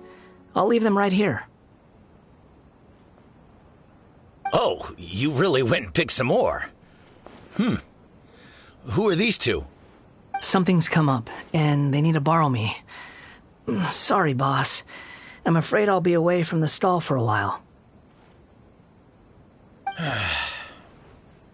I was just about to pay you anyway. Go wherever you want, kid. Don't waste your time here. What? I get it, okay? You just wanted to help me out, to thank me for giving you shelter from the rain that day. Even then, I don't understand why you're so adamant that you don't want any pay for it. But look, it was pouring down, and there you were, sauntering along without a care in the world, like you had nowhere to be and didn't even care that it was raining. Imagine you were me for a second. It's a little weird, right? Why's this guy traveling during a rainstorm if he's not trying to get somewhere? And why's he taking a shortcut through the open country if he's not even in a hurry? But anyway, taking you in didn't put me out even slightly. You don't owe me a thing for it. Certainly not all this. Your time is valuable. You know, you should go live your life. But I don't...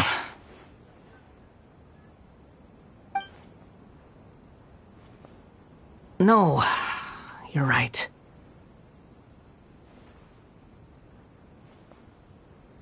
Then I suppose this is where we say goodbye. Thank you again for taking me into the city. Don't mention it, kiddo. I've run into all kinds of characters over the years. I just hope you find your path. Thank you.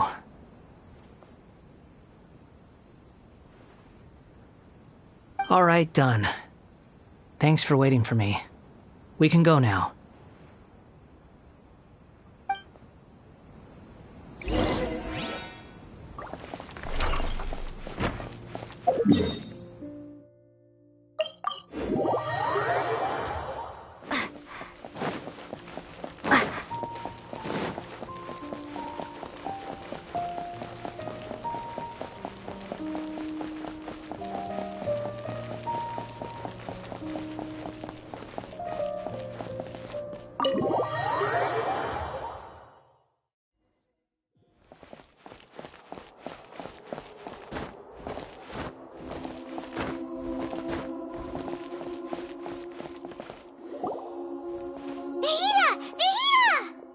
What's wrong? Huh? Are you? Hello. I do apologize for the sudden intrusion. We found this guy in the street, but he doesn't seem to remember anything. So, yeah, quite an eventful walk.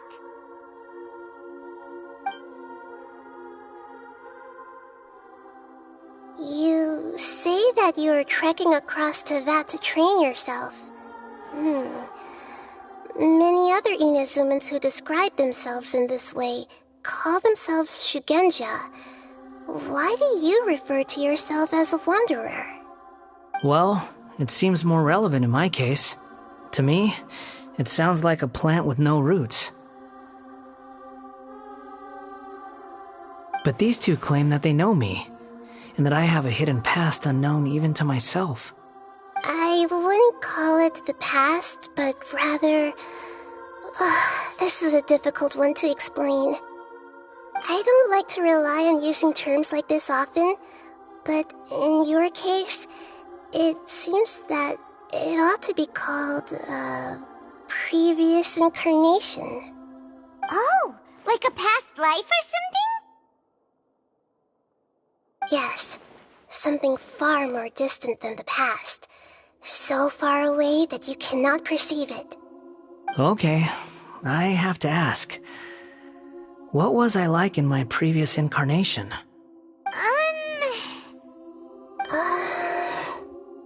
Oh, okay.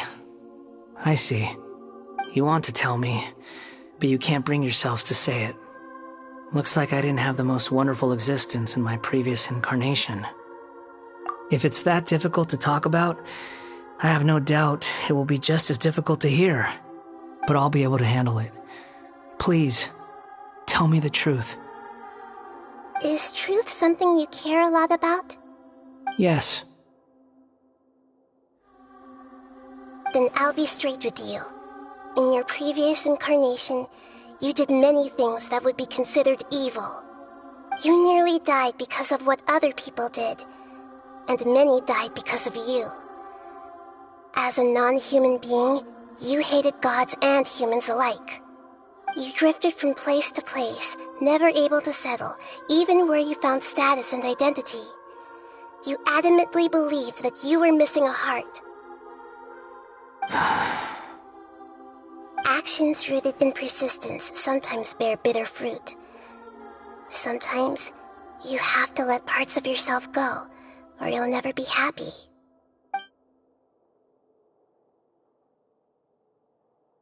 I gave everything I had, but it barely changed history at all.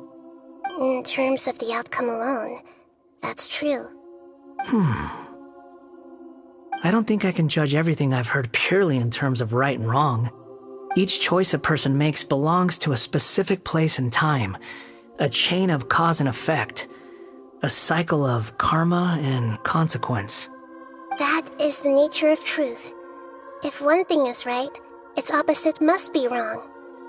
And yet, dichotomies like this are not enough to explain the world in all of its complexity. It seems like my previous incarnation wasn't the most likable individual. We're not trying to hurt your feelings or anything, but yeah, we weren't your biggest... If we were enemies, why are you trying to help me find the truth? This is so frustrating! This guy's supposed to be our arch enemy, but now he's just some random stranger we met on the street! He's got so much to answer for, but we can't make him talk because he doesn't remember anything. What a weird situation. Lesser Lord Kusanali, as the God of Wisdom, I trust that everything you told me must be true. Yes, it's all true. I can even show you the memories themselves, if you're willing. Please, I want to see them for myself. I want to experience my own transgressions. Even though it will cause your present self great mental anguish? I'm just a puppet, with no heart and no name. There is nothing in this world for me to cling to fill the void within me. Except maybe these sins that can never be undone. Very well. As you wish. Wait, shouldn't we go with him? This one's kind of on us for bringing him here. Don't worry. Whatever danger I might face, it's my burden to bear. Traveler, could I ask you to supervise him on my behalf? Oh, good point. Given your, unique situation, we'd better keep an eye on you. Understood. Thank you. Now, prepare yourselves, everyone.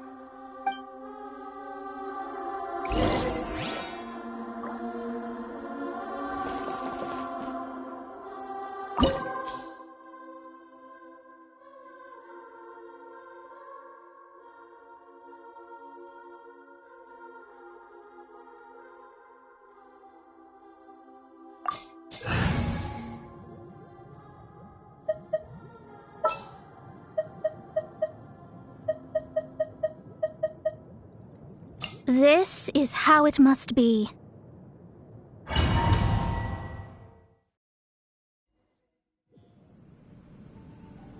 This looks like Inazuma. Right now, you're in a dream I created using information extracted from your memories. These memories will show you the raw truth, but be aware that enemies may react just like in the real world. Sounds like an immersive experience. It's a good thing we came along. You don't need to do this for me. I don't deserve your protection. We never give up halfway. Well, we had to once, but that was your doing. All right. Thanks. Wanderer, this is the Shake Pavilion. In your Balladeer incarnation, this is where the Electro Archon placed you after your creation. You had a great many memories here. Is that because this is kind of like his birthplace? You could say that, in a sense. You'll see why shortly. I hear footsteps. This place is huge. I can't believe the landslide didn't fill it in. I wonder who built it. The Crystal Marrow Miners? No, there's no way. Look at this exquisite construction work, and so well preserved, too. No mining crew would be capable of this. There's someone passed out on the ground. Who are you? You're awake. What happened? How'd you get stuck here? Are you injured? Not a scratch. And these fine clothes. Who are you? This man is Katsuragi, deputy to Torichio's adopted son, Mikoshi Nagamasa. He found the Balladeer in Shake Pavilion and took him back to Tatarasuna. And the rest is history. Well, it used to be. In the original version of events, Katsuragi was ultimately killed by Nagamasa. Let me get you out of here. Our people are nearby. Hang in there. During the Tatarasuna incident, Niwa was murdered by the doctor disguised as a mechanic. The Balladeer, then known as the Kabukimono, disappeared not long after. As the second in command at Tatarasuna, responsibility for what had happened fell to Mikoshi Nagamasa. But Katsuragi had sworn lifelong loyalty to Nagamasa after the latter had once saved his life. At Katsuragi's insistence, Nagamasa killed him to put an end to the Tatarasuna incident.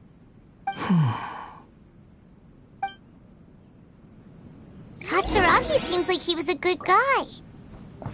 He looks like a warrior, but he has a kind face.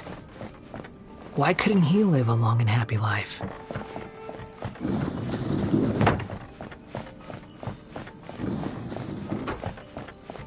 Nagamasa, I found this young guy in a cave sealed off by a landslide. He doesn't remember his name. Well, we need to call you something. I hear the workers are calling you the Kabukimono. That's fine with me. Katsuragi, report to Niwa.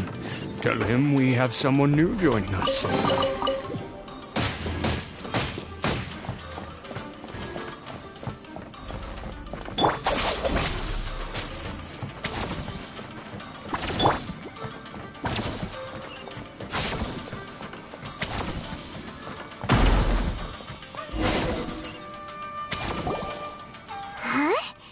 What are we doing back here? Whoa, this is where you were born? It's pretty, but there's nobody here. I was abandoned, like you. I lived here for a while at first, but there's nothing for us here. We can't stay. Okay. I heard my mom and dad used to make swords, but the factory manager died, and then my dad got sick.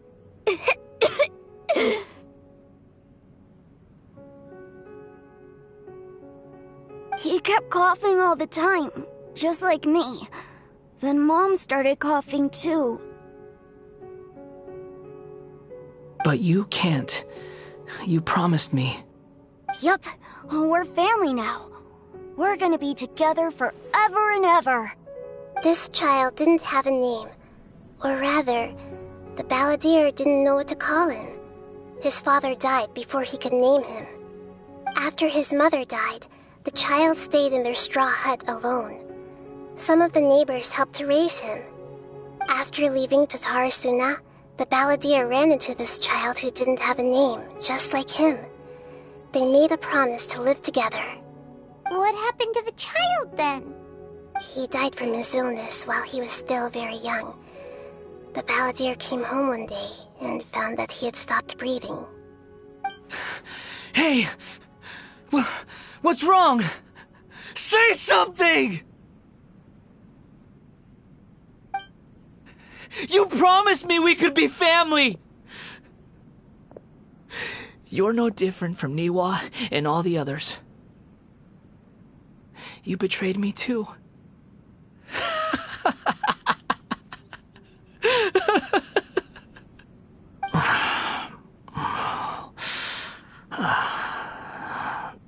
The voices have gone. It looks like the memory ends here. Let's keep going.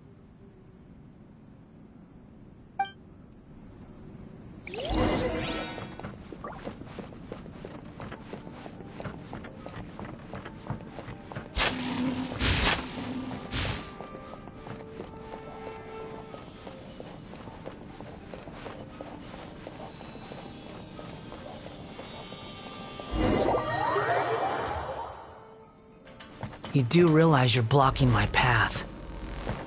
I come not to obstruct you. I have been waiting.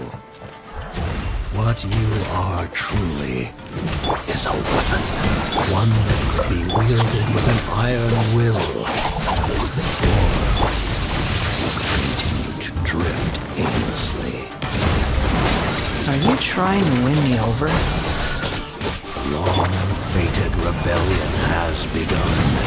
Why not take your place at the banquet and join those who shall feast?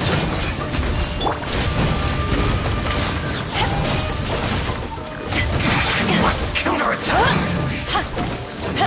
In this quickly! Yes. Come at me! Let me scribe. Our bond is strong! Killjoy! We've only just begun! My word is calculated. Finished.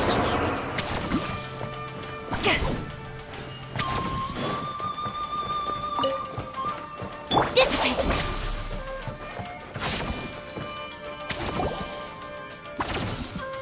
This place is dark. Paimon knows this place. It's the Delusion Factory in Inazuma. In the original version of events, the Traveler once encountered the balladeer here. Such a creepy atmosphere. And so familiar.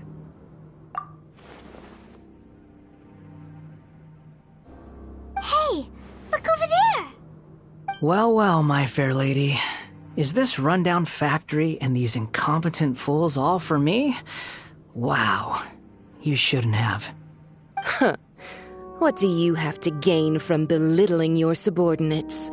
You might not want to admit it, but you are a part of this plan. Perhaps you find fighting in the abyss to be a more meaningful use of your time? Oh, but of course, even this pales in comparison to being experimented on by the doctor. What a sharp tongue you have. Funny how negotiating never seems to be your strong suit. For the task ahead, I suggest you keep your true feelings to yourself. Save your breath. I know what I have to do. I'm sure you think so, but I still think you need to hear it. Don't start thinking you're invincible, and don't let your emotions get in the way. Surely you're not worried about me. I just can't have you getting in my way. You and Child never fail to find ways to complicate things. I'm merely lighting a little fire in this chaotic nation. But you, being tossed out like trash, must make you want to destroy it completely. Do you remember the last time you were here? That was a lot of swordsmiths you killed. I'm sure the descendants of the Raiden Gokaden are still suffering the consequences now. Look at you. Oh, don't get so sentimental. Now, give that poor little tongue of yours a rest and stop pretending like you're above everyone else. Bye then. See you at the victory feast. Poor little tongue? She's playing with fire talking to me like that. Who does she think she is? Forget it. Someone might find me here any minute now. I should prepare to give them a warm welcome.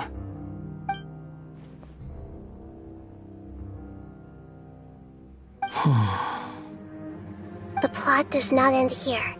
There is more of this story to come. Wanderer, are you able to continue? Yes. Please don't worry about me. Why are you staring at me in silence? Can't you think of a nicer way to express yourself? I'm under no obligation to be nice to you. Besides, I thought nothing mattered to you except results in your own interests. Isn't that right, witch? Muddle-headed puppet. You're only number 6 because you can take more abuse than other humans. Do you really count that as an asset? You're about as much fun to be around as a raging inferno. But before we murder each other, it'd be best if we finish our duties. Pay your dues. Terminate! Let me amuse myself a little. Power that ended Hythel! Fate is upon you! Shadows of fate! So stand with me! Can't run from death. Let me amuse the sun's shine longer.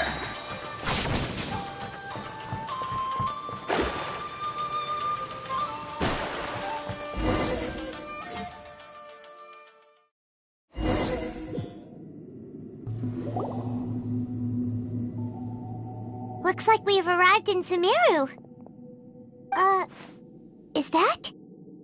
Considering that Amorta's sage, Nafis, refused to join this project, I'll take part in the experiment in his place. Welcome. I look forward to a fruitful collaboration. When do we start? You seem impatient. You should know that becoming a god is far from a trivial affair. The biological transformation is a lengthy process. As such, I too would recommend that we commence as soon as possible. In the event that a successful connection is established, his body will become permanently bound to the machine, and he will be unable to move independently of it. Nothing worse than what I've been through before then, Doctor. You were the most resilient test subject I ever came across. Thanks to you, I was able to garner a great deal of information. Alas, after that, you were under orders to remain in the abyss. We barely saw each other, and it became difficult to further refine the knowledge I had gained. That was gracefully worded. Ever wonder what they think if they knew that nothing matters to you, apart from your crazy experiments? I suggest you speak to me in a more respectful tone, Scaramouche. The mere fact of your utility does not make you indestructible. The doctor again? That was uncomfortable to watch. That person gives off a very sinister energy. It's normal for him to give you the creeps. He scares the bejeebers out of Paimon. Let's move on.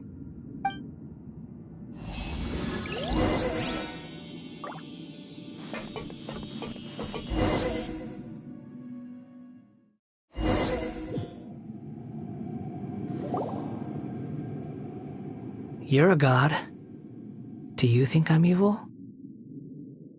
If you accept that he is you, just as you are you, then yes, you are evil. In your eyes, are there any differences between humans and puppets? Do you think there are any differences between your present self and your previous and future incarnations? If not, then what are the differences between humans and puppets? Whoever has tasted the joys and sorrows of life in the human realm is human. Whoever has loved and lost, cried with grief, howled with rage at the tragedy of death that eclipses the miracle of life, they are human too. I've seen enough of my past. If possible, I'd like to reclaim the sins that are mine to bear. No matter the consequences, I won't run from blame or punishment. Whatever I am due, let it come to pass. Can you return my memories to me? Huh? But won't that mean you'll lose your current identity? I've always believed that human lives follow a set of rules, with each person being a collection of past experiences. As a puppet living in a human world, my life is subject to the same rules. Regaining your memories means reverting completely to your previous incarnation. All the emotions that you discarded will return to you. Are you sure you want to do this? I've lived with the void in my chest my whole life. My creator didn't need me. And ever since I awoke, I've just drifted from one place to the next. But then I met you. And I finally realized that reclaiming my missing sins might be my one opportunity to become my true self.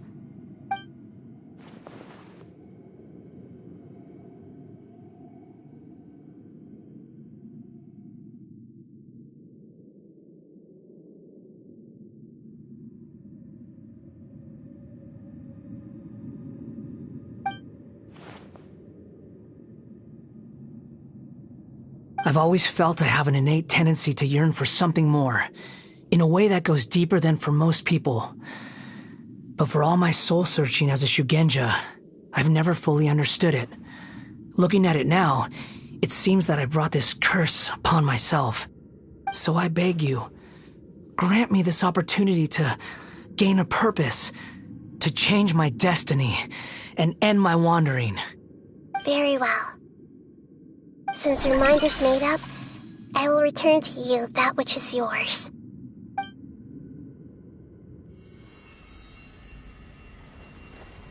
You have made your decision. Now, take this.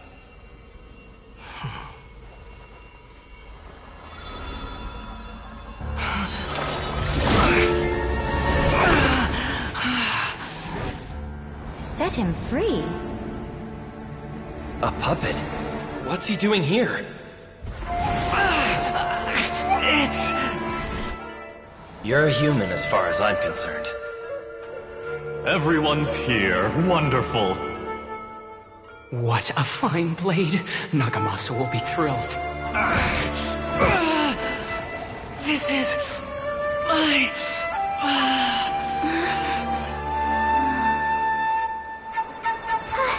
Is he alright?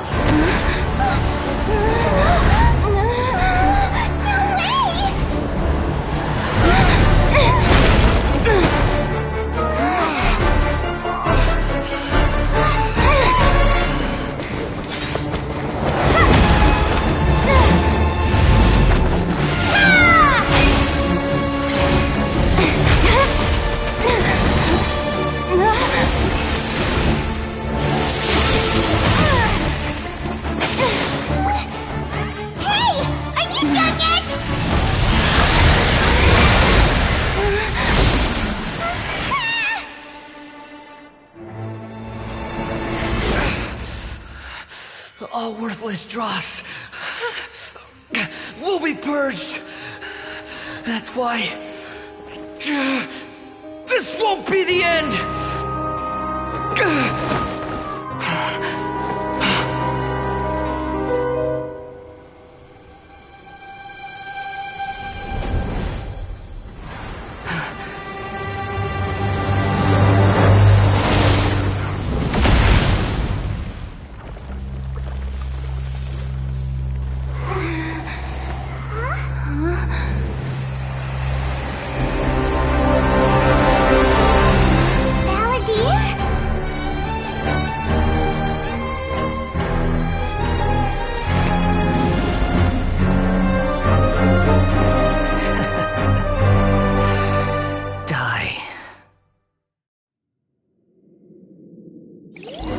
This is trying my patience. Have you got all your memories back now? Got any questions?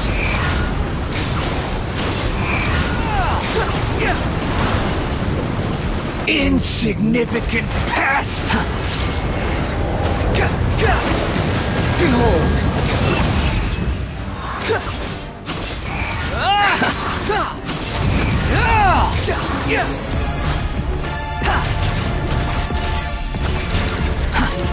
At my command, you shall fall!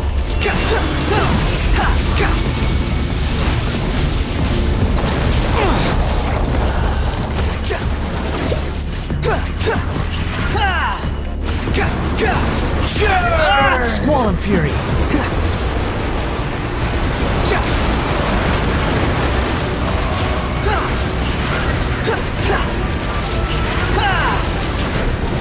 My endless cycle begins!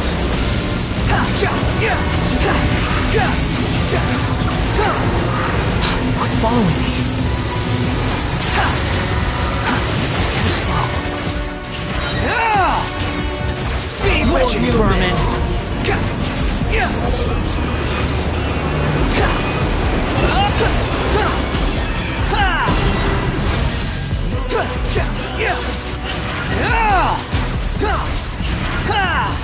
Insignificant past! The wind rises.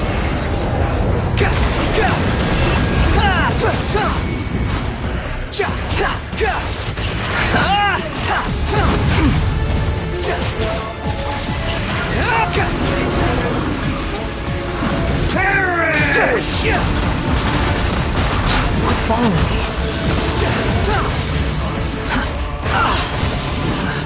Feeble human! Behold!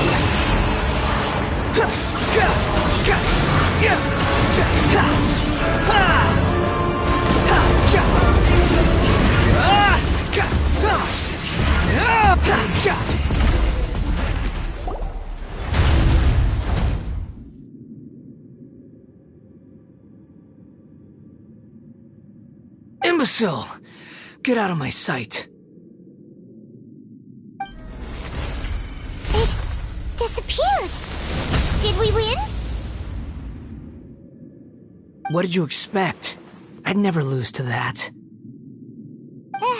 There's the tone of voice again. You're definitely back to your old self. Wait, but it was you inside that thing too. What have you got to be smug about? Sorry. I'm harsh on myself and everyone else. Just the way I am.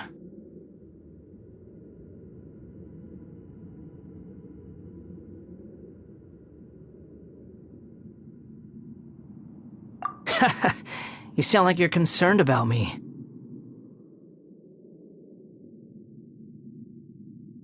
But don't worry. Thanks to you, even if I didn't change a thing, at least I now know the truth. The memory recovery seems to have been a success. This dream has served its purpose. Come on. Let's continue this outside.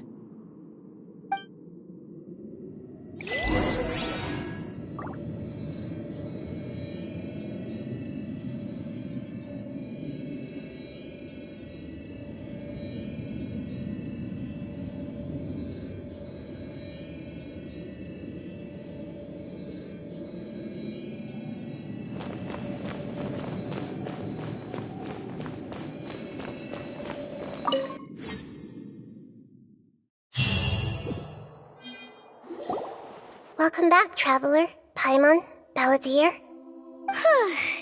feels like we just went on a really long journey. Paimon's exhausted. You don't like being addressed by that name? It's fine. But I was just thinking, I should probably change it. After learning about everything the doctor did, there's no way I can carry on using a name connected to him. I'm not planning on returning to the Fatui, and they wouldn't take me back anyway. Recent events will have affected a lot of people, and they might not even remember who the Sixth is. So, you're quitting the Fatui for good?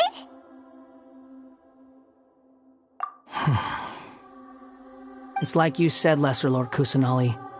Everything may look futile, but it wasn't completely meaningless. At least I made a lot of people forget about me. But that doesn't mean your own past has disappeared. Of course. And your main goal, for which you gave up everything you had, you weren't able to achieve it. I hope you can see and understand that. Changing the world, changing the past, changing the fates of other people, these are not simple things to accomplish. What you are looking for is complete annihilation. But this is just a fantasy. Even if the Balladeer is removed from existence, the world will not heed your will. Indeed. How ridiculous. Do you regret doing all that when you've gotten so little in return? Even if I'm completely worthless, there's nothing in the world worth regretting. Lesser Lord Kusanali, you purposely left that information in Irminsul, didn't you? Yes, and I took pains to make sure that you'd acquire that information naturally. Why would you go to such lengths? You trying to win me over too? In all honesty, your past experiences have made you a useful asset to Sumeru and to me. Winning you over was indeed a part of my plan. But before that, I wanted to tell you the truth about your past. If all I wanted to do was use you, then I'd be no different from the doctor. Very clever. I guess you could say that's one of my virtues. Utility to others is what gives me worth. So if embracing my sins is what it takes to make me useful again, so be it.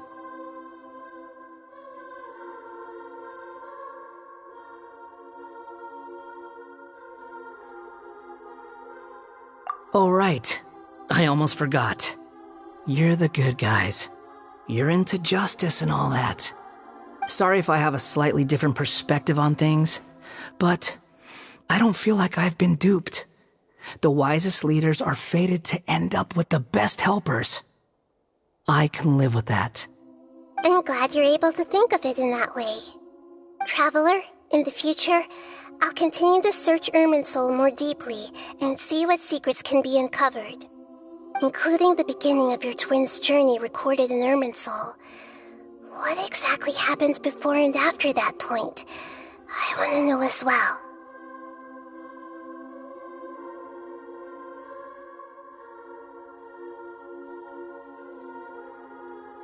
I will try.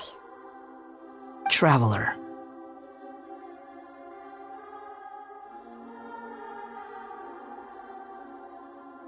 After I dove into the information torrent in Irminsul, why did you go to Inazuma?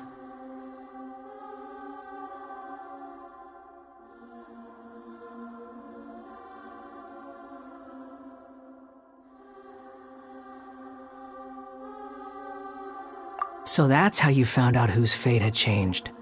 And how? Well, whatever your reasons, you did me a favor. And I'll do everything I can to pay it back.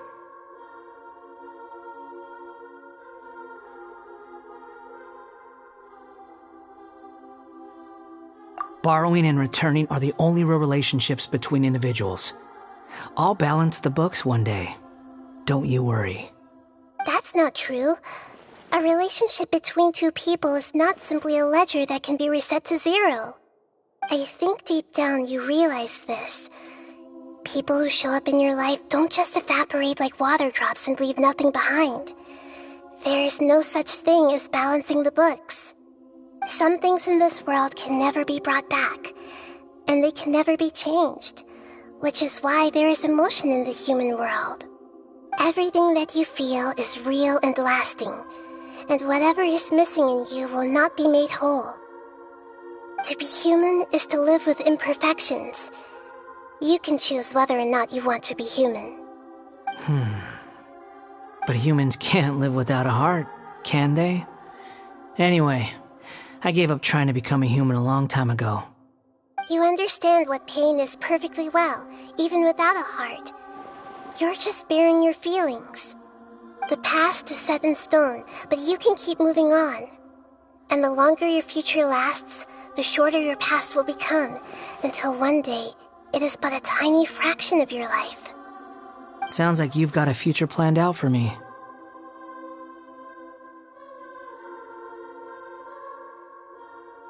Everything's ended up being pretty darn complicated.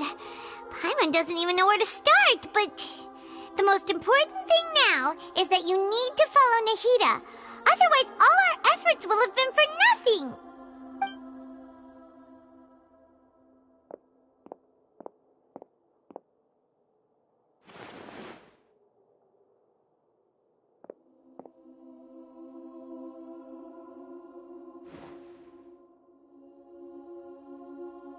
Then I guess I'll be helping you from behind the scenes from now on. I'm glad that you've accepted our proposal. Why don't you choose a new name to celebrate? Ooh! Paimon wants to pick an ugly nickname for you, too! Why? Because Paimon still doesn't like you that much. Then I hope we don't see much of each other in the future. A name is life's first gift. You didn't say it out loud, but I know that's what you're thinking.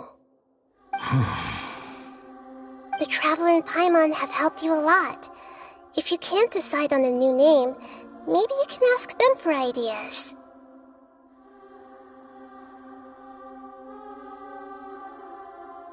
No! Paimon only does nicknames! If it's a serious name you're after, it's all yours.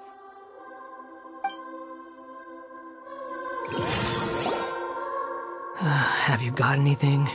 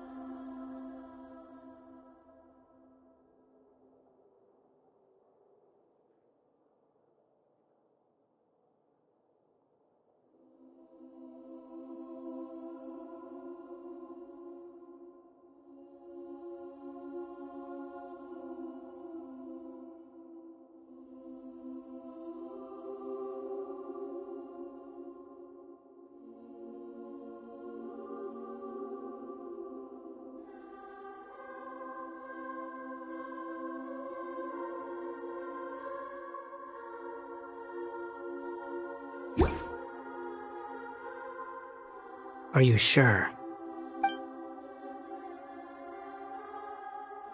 Okay. Have you got anything?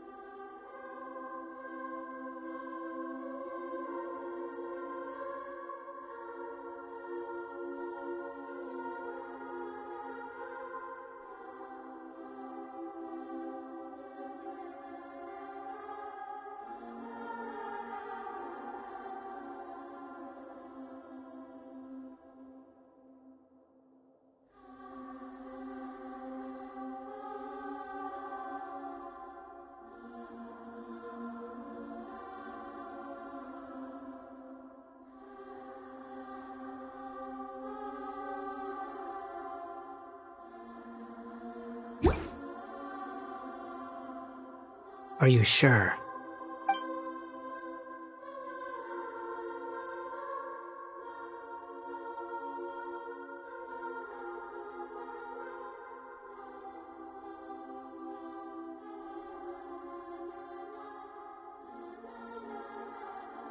Oh, all right. If you say so. There. Now you have a name of your own. What about a nickname? Are you done yet? Still thinking. Stop rushing me! Take your time. I don't need to see you again until you've thought of one. Everyone who manipulated me and made me suffer will have to pay the price. You mean the Fatui? The doctor, at least. Now that your stance has changed, I believe your future path will change accordingly. But it won't be immediate. You still need some time to compose yourself. One more thing. There are still some descendants of the Raiden Gokuden living in Inazuma. Some of them know. Well, they ought to know about the connection between Raiden Gokuden and myself. I don't plan to leave Sumeru for the time being. If you see them in Inazuma, please tell them that I was the one responsible for the Raiden Gokuden's downfall. Even though the events have been erased from the world, they still deserve to know the truth. I see. That is up to you. Huh? But if we do that, then... It's fine. Let them stab their blades into my chest if they so desire. Maybe that's how it always should have been.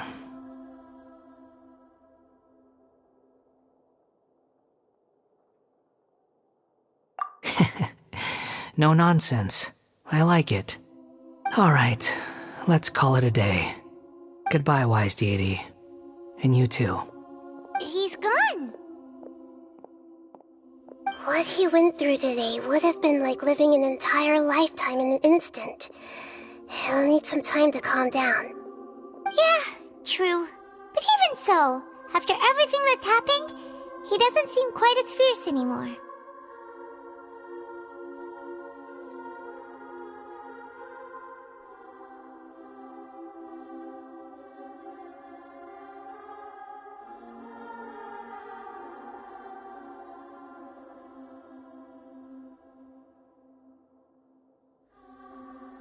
So we can finally go eat? Paimon is starving. Thank you both. I hope you will find somewhere nice to go and relax for a while.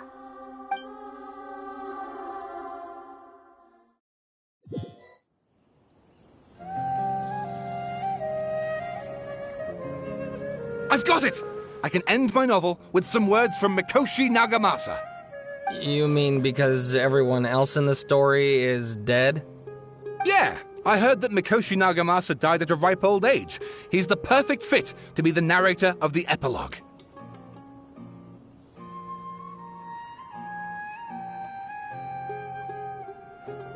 The dark clouds had dissipated, but they continued to cast their shadow in Mikoshi Nagamasa's mind for decades to come.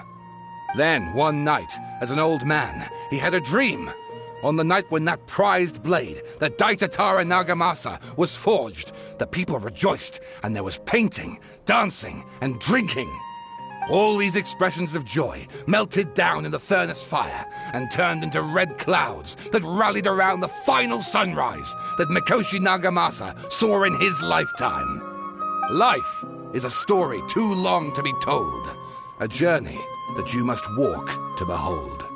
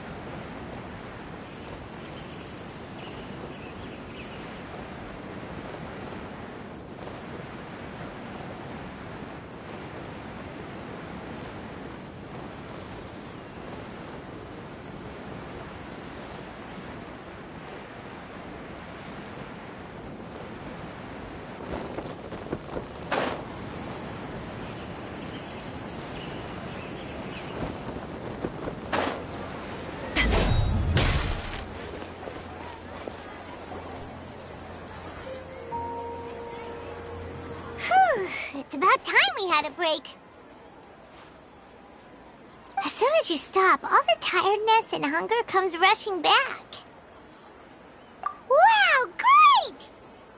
Huh? Look at the vase.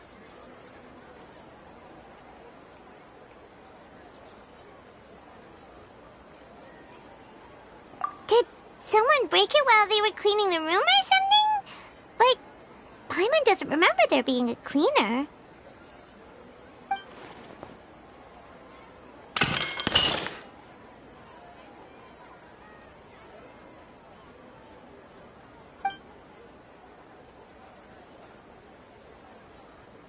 You sound lost and confused.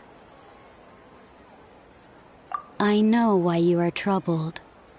Any who knew of this would find their mind overwhelmed. Huh? Is there someone here talking to us? Unfortunately, the fate of Tevat cannot easily be changed. Perhaps a god may have a slim chance, but for anyone else, who can say?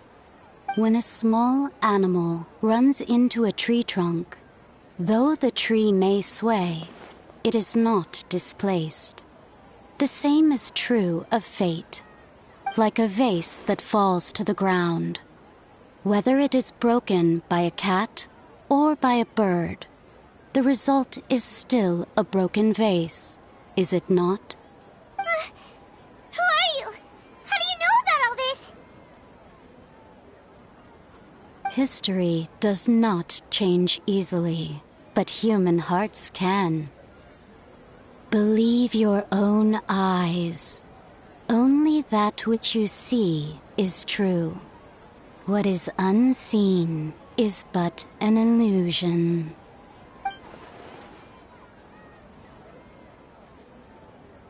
The voice has disappeared. And who the heck was that? And what were they doing coming out of nowhere and saying all that scary stuff?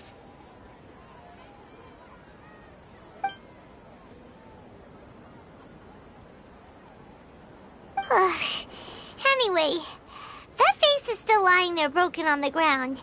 Should Paimon go get someone to clean it up? It feels wrong just leaving it there. Just a moment. Paimon will be right back.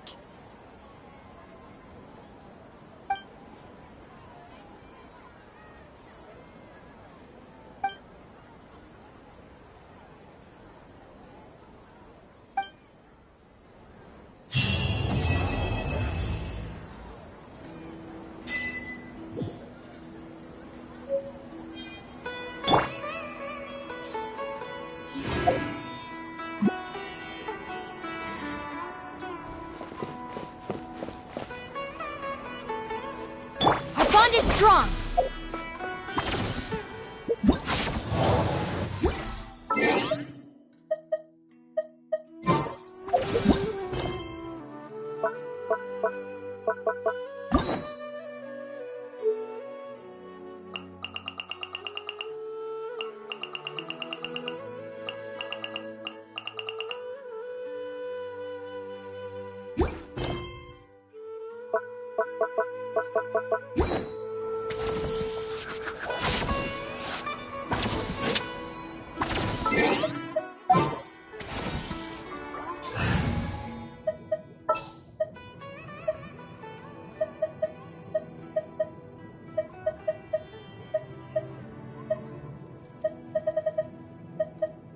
Need the help of an elder, huh?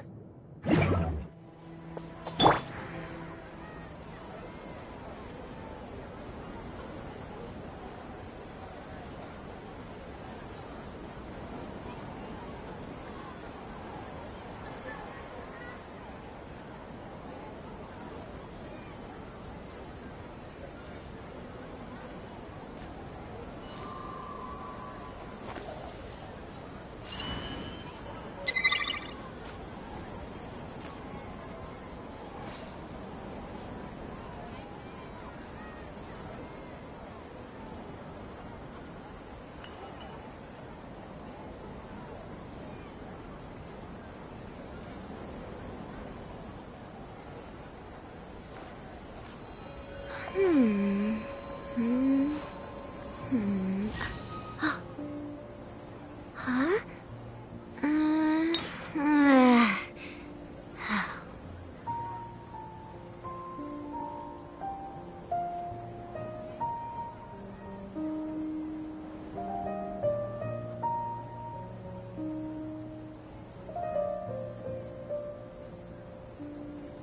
Academic research isn't some kind of fad. Topics don't just go in and out of fashion.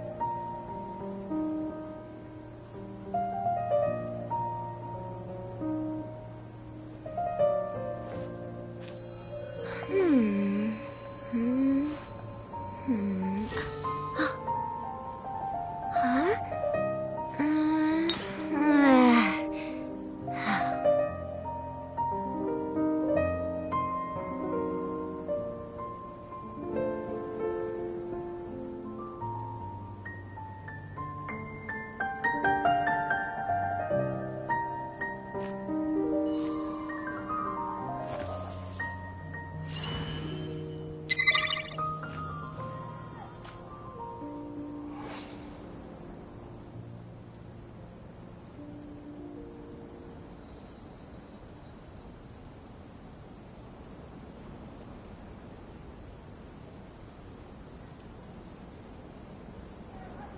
A 100 years have passed, yet there hasn't been any change to those dumb rules at the academia.